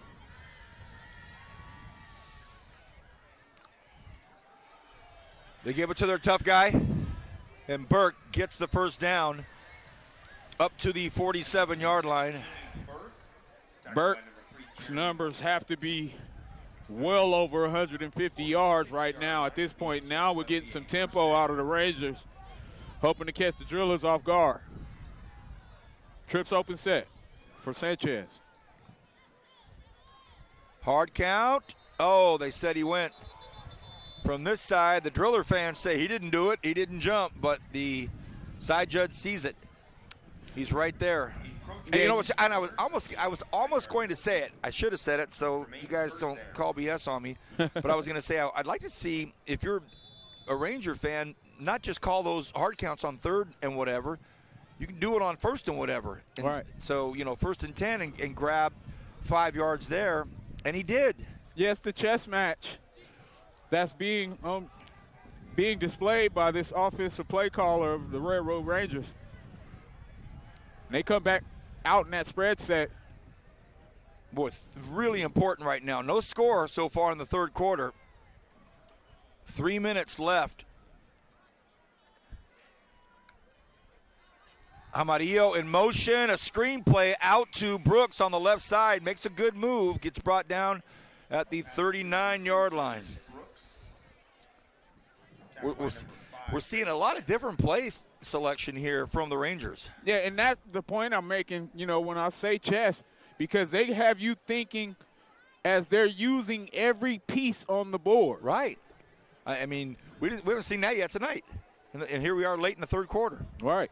We haven't seen them run many duplicate plays consecutively. But I think we're going to see one right now in 2nd and 4 with Jimmy Burke in that backfield. Hey, guess what? Oh! Guess what? The Drillers thought so also. Millette said 2nd and 4. They're probably going to go to their tough guy. Another big play right on time for the Drillers, right on time. And that's why you have that delayed snap count, because Millette got off like lightning right there off the edge. He tried that earlier and was called for encroachment. That time he timed that snap count perfectly. Who's the sack leader for the Drillers? That kid. 3rd and 7. Strong right side here, Kenny. The ball's on the ground! Ooh. Who got it? Drillers. Who got it? Did Drillers they say get it? the ball on Drillers the turnover. recover. Wow. I thought they fell on it. I thought the Rangers got it. Wow. Well, they were Gabriel open. Hey, Chaboy. they're opening up the toolbox and running a bunch of different plays, and it makes you wonder because they've got, Burke that can just pound and pound and pound and pound. So it makes you wonder if the coaching staff of the Rangers has maybe a little bit of an air of confidence that they can kind of test some things out. Now look what happens. Yeah, that's what we call getting cute in Renegade land. What you've been doing in a power run game has been very successful. Now they try to go misdirection, and that mesh point has been an issue multiple times for them. Can the Drillers answer? Can they answer? 1st and 10. They want to go to the air. Cavazos flicks it over here to the near side, keeps it low, out of trouble. So last drive for the Drillers, they were very basic. 3 runs in a row after that 2nd and 3, remember? Yep. So you got to wonder if Coach Sheehy and his offensive play calling is going to start opening things up, because they have some weapons that they haven't used in a while as well. 1:26 to play in the third quarter. Drillers trailing 17-21 to the Rangers.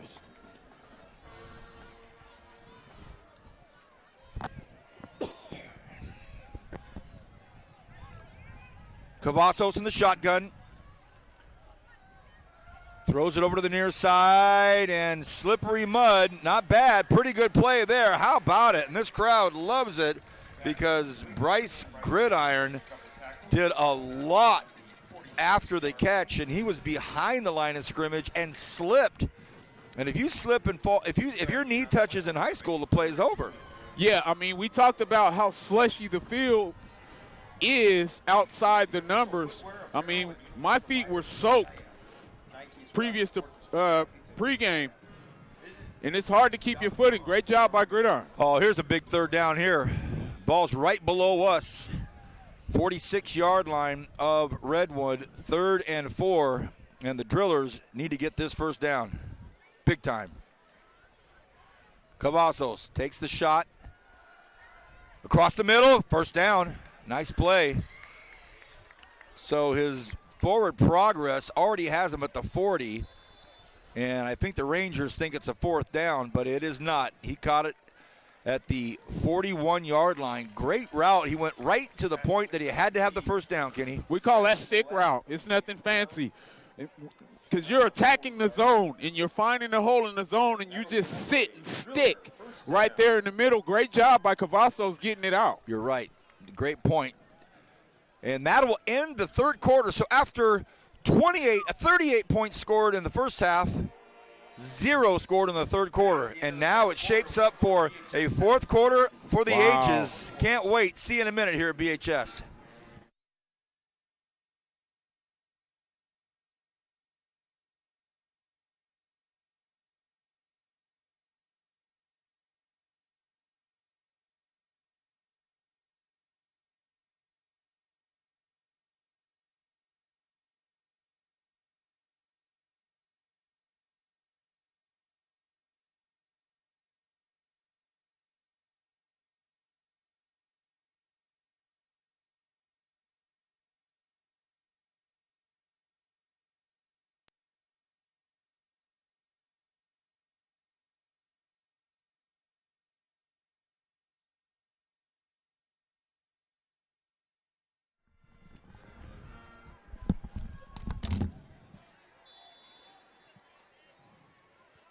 All right, welcome back to Griffith Field. Drillers with possession, and now you got some razzle-dazzle as you go for the reverse.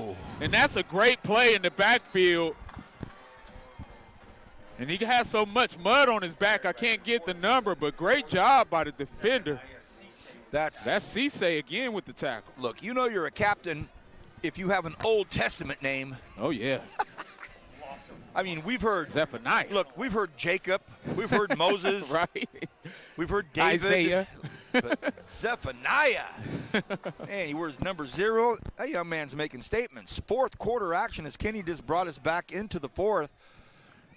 2nd and 11, loss of a yard for the Drillers. Looks like they're bringing everybody. Floats one way up high. What's going to happen? Almost BJ. Caught by VZ. He almost caught that. He almost got back into that play. But great coverage by the defense. Yeah, Troy Harris working it over there against a speedy, sneaky, great senior athlete in VZ. Yeah, Harris did a classic job. I know if Coach Van Horn is watching, he's loving that because we were taught to take our shoulder and drive it right into the chest of the receiver and drive him out of bounds. But BJ did a fantastic job coming back underneath that to try to make an attempt on that. 21-17 is this score as we're hearing from across the city that BCHS taking care of business right now against Liberty. So this game's got some time. Flag up, and it's a really good-looking play, but the flag may negate things. We'll see. The ball gets to the 35-yard line. We'll see. It's a quick flag. It came up on the snap. Yeah, I think it might be ineligible receiver downfield. Or a legal possession. A procedure. Legal procedure, I should say. Union 21, Arroyo Grande 17. Wow, so we have the same score in the I other know. semifinal. In the third quarter, Wasco 28, Independence 21. So Independence clawing back. It's 28-21. So now it's going to be 3rd and 16. By the Drillers, that is a 5-yard penalty. Bring up a 3rd and 16. Got it. 3rd and 16.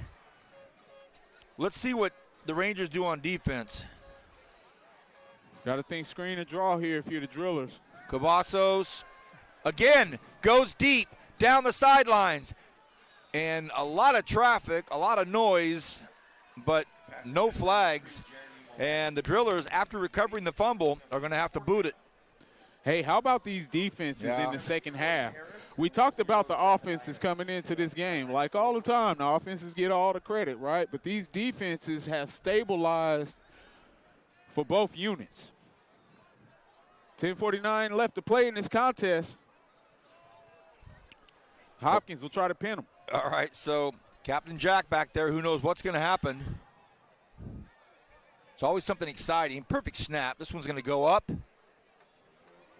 And no flag on that one. He took a tumble, but the white hat right there, and white hat shaking his hand saying nope.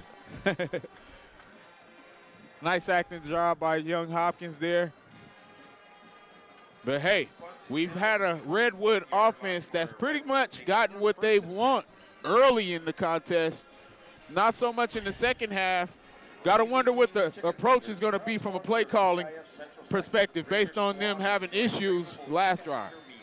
Well, if you're the coaching staff for the Rangers, you're seeing a Driller offense not really being able to respond either. So you're up 4 with 10:40. I'm wondering if and when they go to Jimmy Burke right, Jimmy Burke left. Little pitch around there. Driller speed handles it. That's not a play that can get past those linebackers of the Drillers. Yeah, but what that patient running back is doing as he's stretching it east and west, he's looking for that one lane that he can stab that foot into the ground. And that was Jarius Brooks. Yes, exactly what Brooks did. Right. And you could tell that's a designed run that they have. It's almost like a zone read run where they're looking for each zone hole as they go laterally. And Kenny, we've seen it a lot on their first down calls. So a heavy left side down here at the bottom of your screen for the Rangers. We dip below 10 minutes. Still no score in the second half. And great job by that driller defense. I mean, just a really, really nice job. And Millette just roaming the grass, doing what he has to do, and that is make the first contact, wrap it up, finish it up. He's been the one player on the defense that has consistently done his job. But we've seen the drillers play good defense. First down, second down. But on third down, they've had some lapses. The score in the first half by Brooks came on the third down as well. That's a great point, Kenny. Third downs have been where it's at, and here we go, 3rd and 10. Rangers don't pick up this one. They'll have to punt. Sanchez across the middle. Oh, my gosh, it was caught, nearly picked off. That threaded the needle. Oh, my gosh, that was close to being taken back to the house. But what a catch. Yeah, and what a tackle, because it's going to be short. And that's an amazing job by both offense and defense. And right now, what you have to be conscious of as a driller defense, don't jump, and watch the fake. And we haven't called his jersey number all night. Number 19, Oliver Richardson, makes the unbelievable snag. There were 3 drillers all over him. But to your point, will they have a hard count? Nope. No monkey business. They just, and it's nicked. They nicked it. Somebody got their hands on it, and it goes out at the 43-yard line. Wow. Hey, kudos to jersey 21. That's J.L. Wells. You know, J.L. Wells is the leading tackler for this defense. The pressure definitely made that punter nervous, and it was a great job by him not rushing out of control and keeping himself from roughing the kicker. He's met on the sidelines with some water and some high fives. That's a great job there. That's huge. The ball's now at the Rangers' 42-yard line. So Coach Sheehy meeting with his drillers that jog out there. So VP, really that turns into about a 9-yard punt. There's been some monumental game changers in the second half, but neither team able to capitalize, Kenny. Wow, this is great football. Cavazos keeps it himself. Haven't seen him. That's no, it's Beasy. Oh, he gets hit hard. Oh, watch the finish there. Yeah, watch the finish. Yep. I knew it was going to be flags, and I'm afraid it's going to be on a driller for just trying to protect his player. Beasy got rolled up and then rolled over well past the sidelines, but it was a driller that came over to let the defender know, you can't do that to my guy, but that caught the flag. Yeah, you got to be even keel there. And Coach would always tell us, hey, get him back when the whistle is blowing or in between the lines. You don't want to do those kind of things because now it takes you right back out of great field position. And now those are the things that give coaches gray hair or none at all. So what had happened is VZ was tackled, and then the defender rolled him over one more time out of bounds. Really not the worst. Yeah, it wasn't too malicious. Wasn't the worst play, but a driller came over to say, nope. And I couldn't see all the numbers of any of the plays. So worst thing about that is it's a dead ball foul. So they lose the down. So now it's second and forever. A quick toss out here, and it's going to be caught. Can they get free? Oh, almost. Pretty good looking play. Stays on his feet. So Sheehy, RJ, as fast as they get, gets back to the 50. So now it's going to be third and about 18, 18, right around there. By the way, RJ Sheehy, when this season comes to a conclusion in football, I can't wait to get on the headset and call some hoop. I mean, all-time leading assist man. 3rd and 18. Screen play, does it work? Does not. Does not. They're all over it. Not a bad decision, but Enrique Segura all over it. Yeah, Segura's had a nice game as well defensively, but really the problem there for the drillers is the dead ball and sportsmanlike.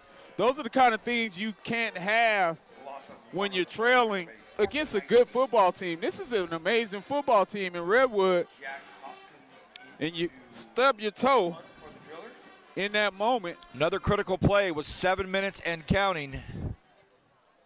Captain Jack back to punt. Great snap. Not fair caught. The drillers, the drillers saying he had his because he actually waved for a fair catch. It should have been. Again, that's the second time we've seen that tonight from returners waving for fair catch and running afterward. Flag flew. Again, Jarius Brooks saying, hey, look, I tried.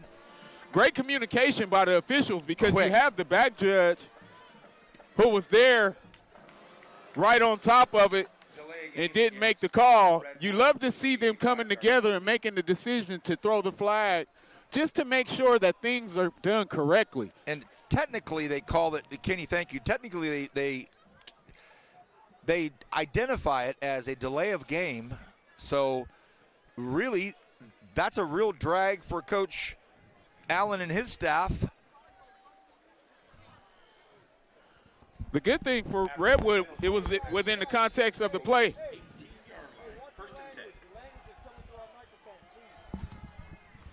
All right, 6:44 to play in the fourth quarter.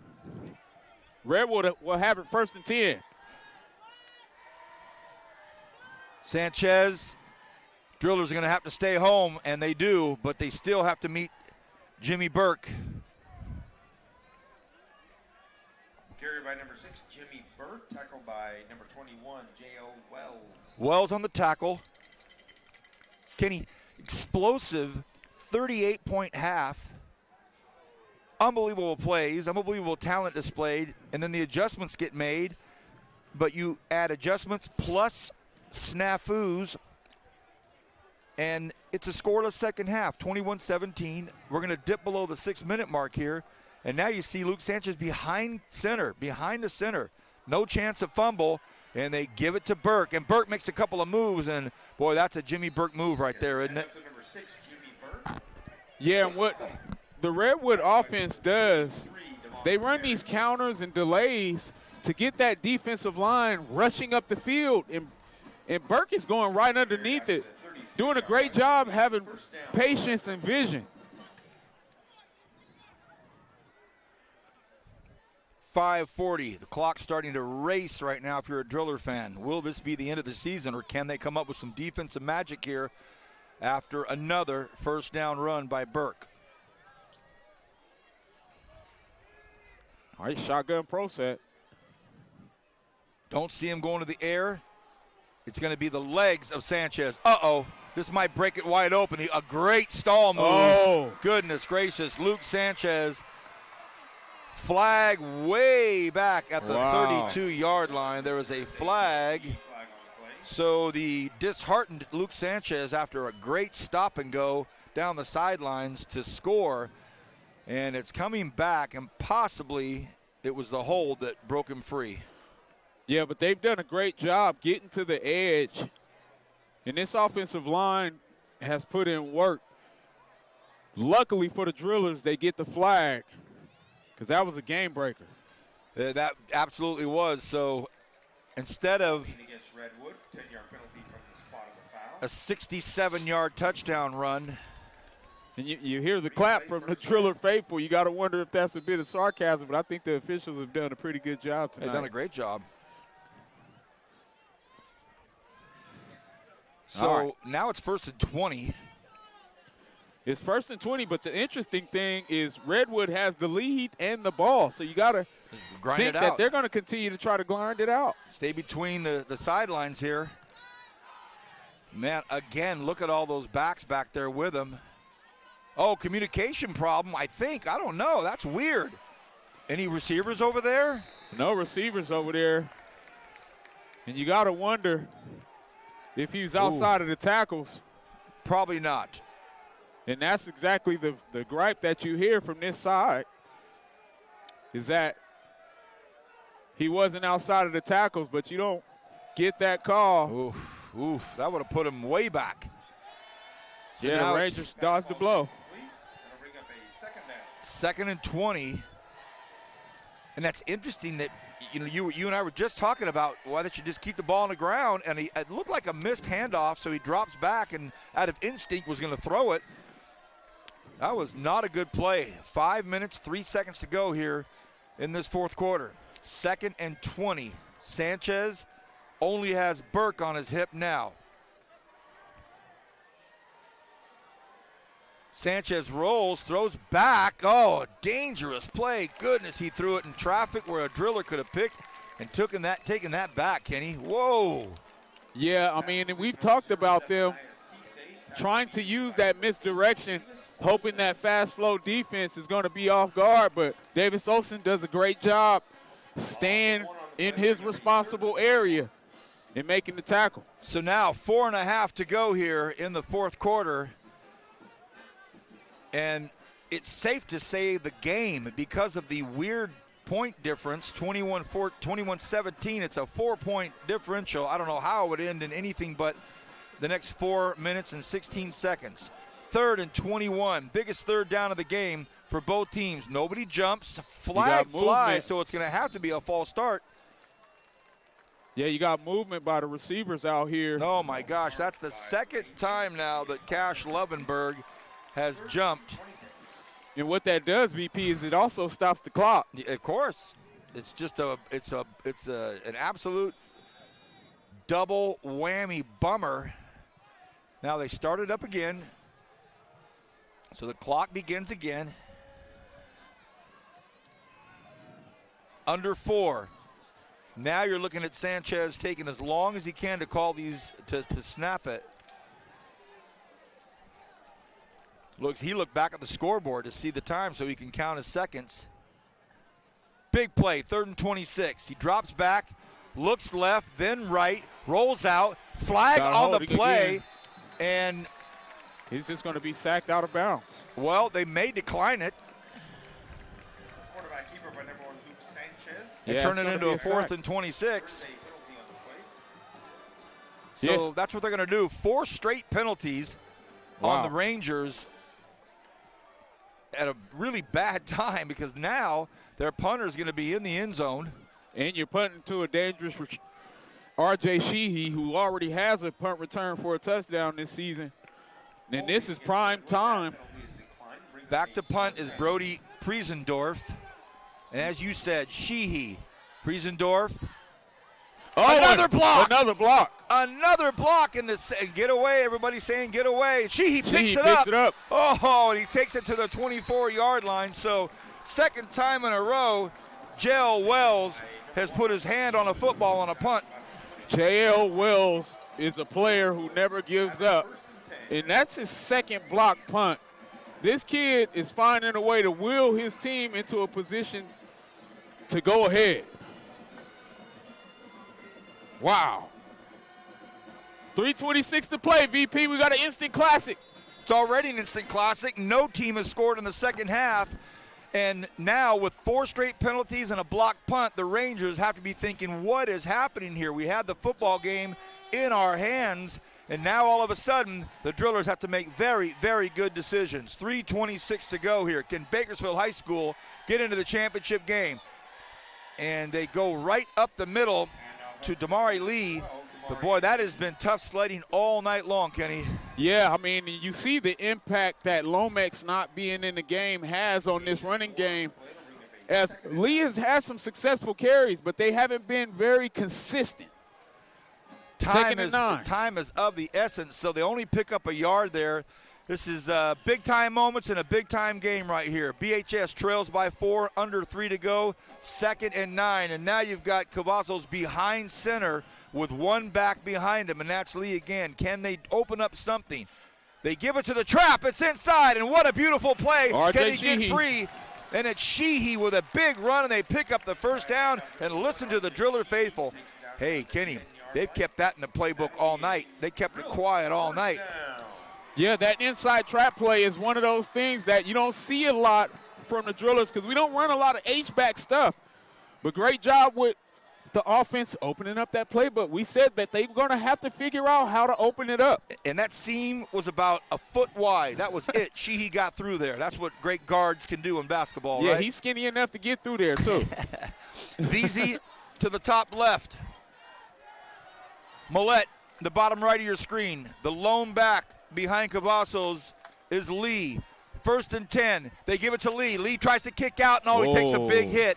And will Coach Sheehy stop the clock yet? Will he stop it now, or will they let it keep going? Well, you want to let that clock keep going because you don't want Redwood to have any time left if they get this ball back after the score. But you got to have some kind of urgency and be aggressive with the play calling because you need a touchdown, not a field goal here. Sheehy jogs in. Wheeler jogs out. The clock continuing to tick. And now we see Cavazos jogging in. But a lot of time going off this clock, Kenneth. Yes, sir. 1:30 to play in the contest. But if you're the drillers, you're right where you want to be. Lee on the right hip of Cavazos. Looks like pass to me. And it is Cavazos. They go back to the other side. Can the Rangers get there quick enough? They do, and they catch him inbounds. So there's going to have to be a timeout sooner or later. Great job on defense by the Rangers. And Coach Sheehy calls the timeout with 1:04 remaining. Wow. Wow. 3rd and long.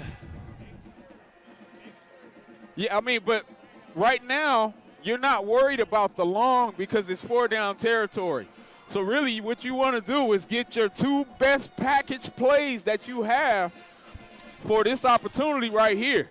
The yardage isn't what concerns you, nor the time. It's the plays that you need to get into the zone. What sure helps in moments like this, when the pressure is as high as it can be, the emotions are as high as can be, these young student athletes are as nervous can be, to have a head coach that played in the NFL, a head coach that has been in really, really monumental sporting moments in his life as an NFL player, and then he's coached these lady drillers in basketball for so many years that he knows what these moments are all about. Now all of a sudden you have the crowd standing up on both sides of the football field. This is big stuff here.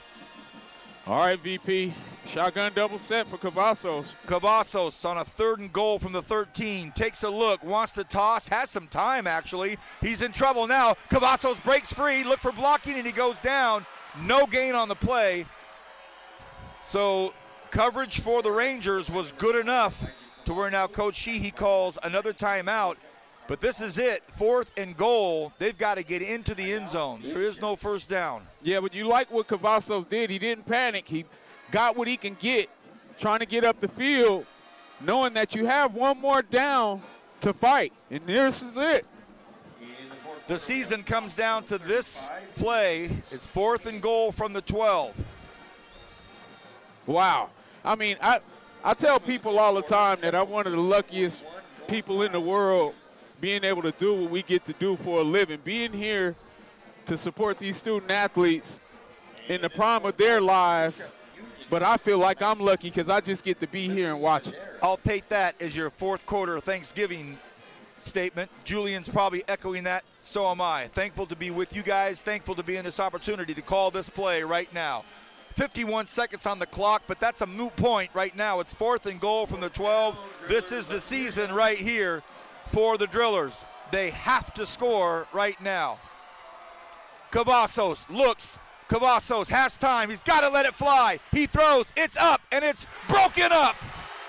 Oh, we got a flag. We got a flag back there. Flag on the play. On the 2-yard line. Flag on the play. And with 44 seconds left, if that's a flag on the defense, that's going to be automatic first down. It's defensive holding on the far side of the football field. The receiver on the far side of the field was held off the line of scrimmage. And it's a holding call. Yep. And I actually kind of saw it with my what do you call it when you back up your vision? I was trying to kind of see the whole thing to see where Cavazos would go. And the driller receiver was held off the line of scrimmage. So it's not a first down, Kenny. Wow. Just 4th and goal. Wow. From the 6-yard line. So they get another shot at it. Well, Cavazos was so close to being hit, to being sacked.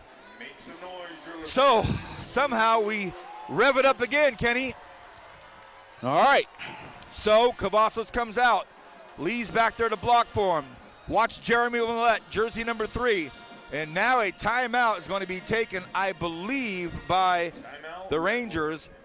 VP, I told you this game was going down to the last possession. You said it. This was going to be a one-possession game. Woo. As good as advertised. I mean, kudos to both coaching staffs, because this second half has been a defensive battle, figuring out how to slow these high-octane offenses down. They've both done a fantastic job, and the Drillers have an opportunity with 44 seconds left to play. Principal Ryan Guyvet, AP of Instruction Alicia Olenek, AP of Administration Ricky Ishida. The three deans of student behavior and supports, Brian Smith, Tamara Mayoko, Christina Rathburn, the athletics director, Matthew Ornelas, and activities director Anna Olson. Thank you for having us here. We appreciate it.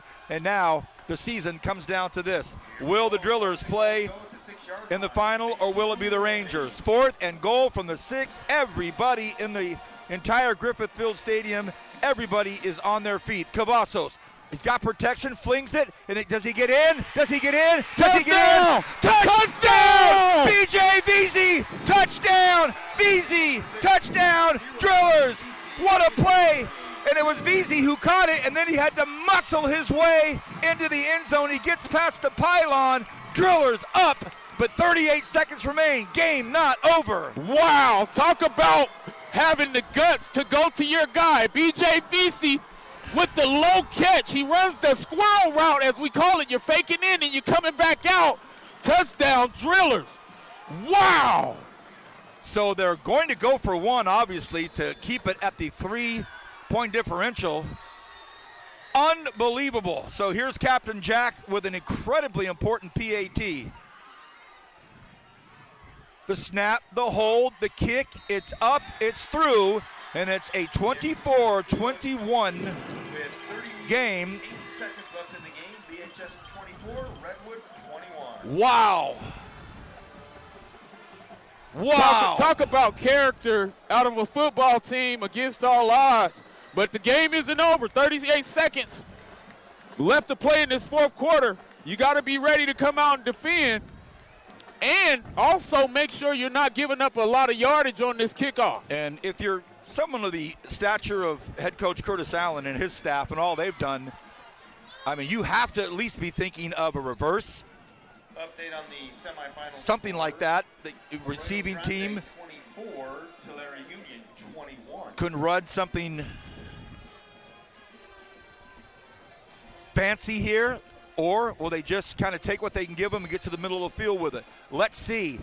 Hope you've enjoyed this one, everybody. It's not over. 38 seconds remaining in this powerful Rangers offense, hungry to get this ball.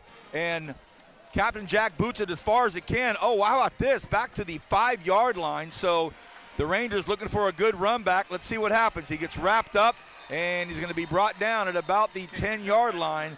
So a great, great play there for the Drillers. And if you're a Driller, you've got to keep composure and not get too hyped up and get a penalty and stay calm. And if you're the Rangers, you're thinking, all right, we have exactly a half a minute.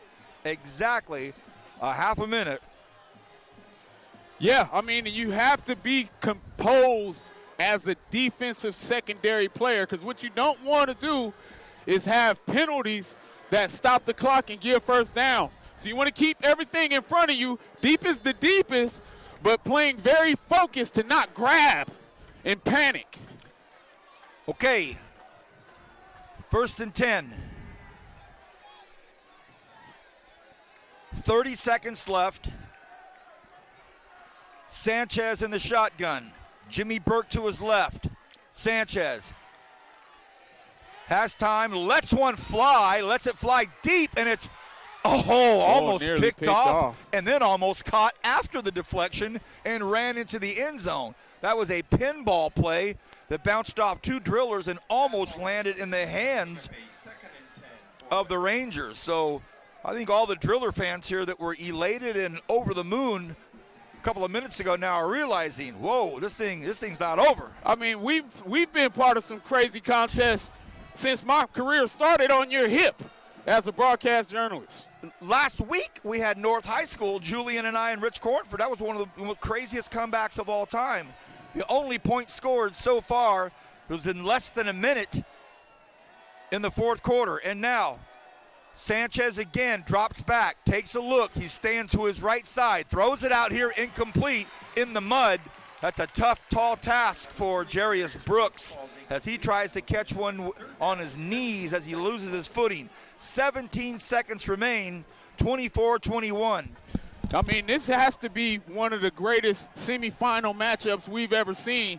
Just seeing how the game is flowing right now, this is an amazing finish. 17 seconds left on Griffith Field in what will obviously be an instant classic, no question about it. We said it. 3rd and 10, quarterback Luke Sanchez. He's got a long way to go. Takes the snap. They go on the ground. Jeremy Millette with the tackle. Millette in there. And maybe possibly they were going to try to catch the Drillers off guard and get, 15, 20, 30 yards with him. It did not happen. And now the tables have turned to where the Rangers have their last play of the season. And the improbable would have to happen, a 70-yard touchdown or a 78-yard touchdown. And Kenny, while we take this quick break here, what are you thankful for this year in Thanksgiving? I'm thankful for the gift of life every day, the opportunity to live the dream as a former football guy that gets to wake up and just be in the ambiance and presence of the same culture that saved my life.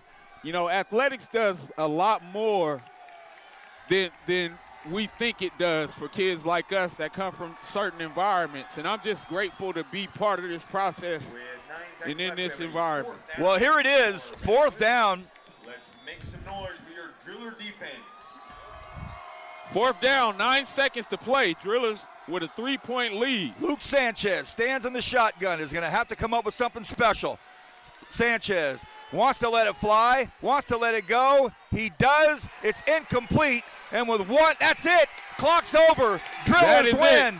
BHS with one score in the 4th quarter. It comes with a minute left. BJ Veazey with the hard-fought touchdown at the pylon. The senior gets inside the end zone, makes it 24-21. Unbelievable. Let's take just a moment to wrap a few things up here. First of all, our Kern High Network player of the game is jersey number 3, Jeremy Millette. Unbelievable talent. Do you have a second one? I have to give that second player of the game to the man that wears number 0. Just seeing BJ, the way that he executed that out route and carried the defender into the end zone for the touchdown, that's my second player of the game. Kenny and I will be meeting with Jeremy Millette and BJ Veazey as players of the game. An unbelievable finish. And I think what are the officials jogging off? All right, it's over. I was going to say I thought there was a little bit of a delay, and now they're going to shake hands. I think they thought there was 1 second left, but the clock ran off, and now that's it. So there will be an official handshake, and it is over. Well, Kenny, your final thoughts on the actual football game. We've talked about a lot of other things, but what about the game? How about the character of Redwood just all night? Like, this is a losing effort, but that was a great team that we watched. I get to spend time with these Driller athletes every day, and to be able to see them overcome the adversity and finish the game, it just makes me so proud to be here to share this moment with you, Vance, and my big brother Julian, because we talk about this kind of stuff all the time, how special these moments are for us, and I couldn't imagine not being up here in the booth with you guys to have part in this moment. Here's the announcement. Let's listen. So there are your players of the game announced right here. So, Kenny, thank you for those kind words. I appreciate it. Julian Wilson, we want to thank you for everything you do. Who knows what's going on next week? I don't know. I'm sure I'll see you somewhere doing something. But I will tell you that on behalf of everybody at the Kern High Network, we want to wish you the very, very best of Thanksgiving time. Please be smart. Please be safe. Be with your loved ones. Be thankful. Be grateful. I'm grateful I got to spend the evening with you two and see that finish. What a finish. We have Jeremy Millette and BJ Veazey to honor for their players of the game. For everyone, on behalf of the Kern High Network, Drillers win. Happy Thanksgiving.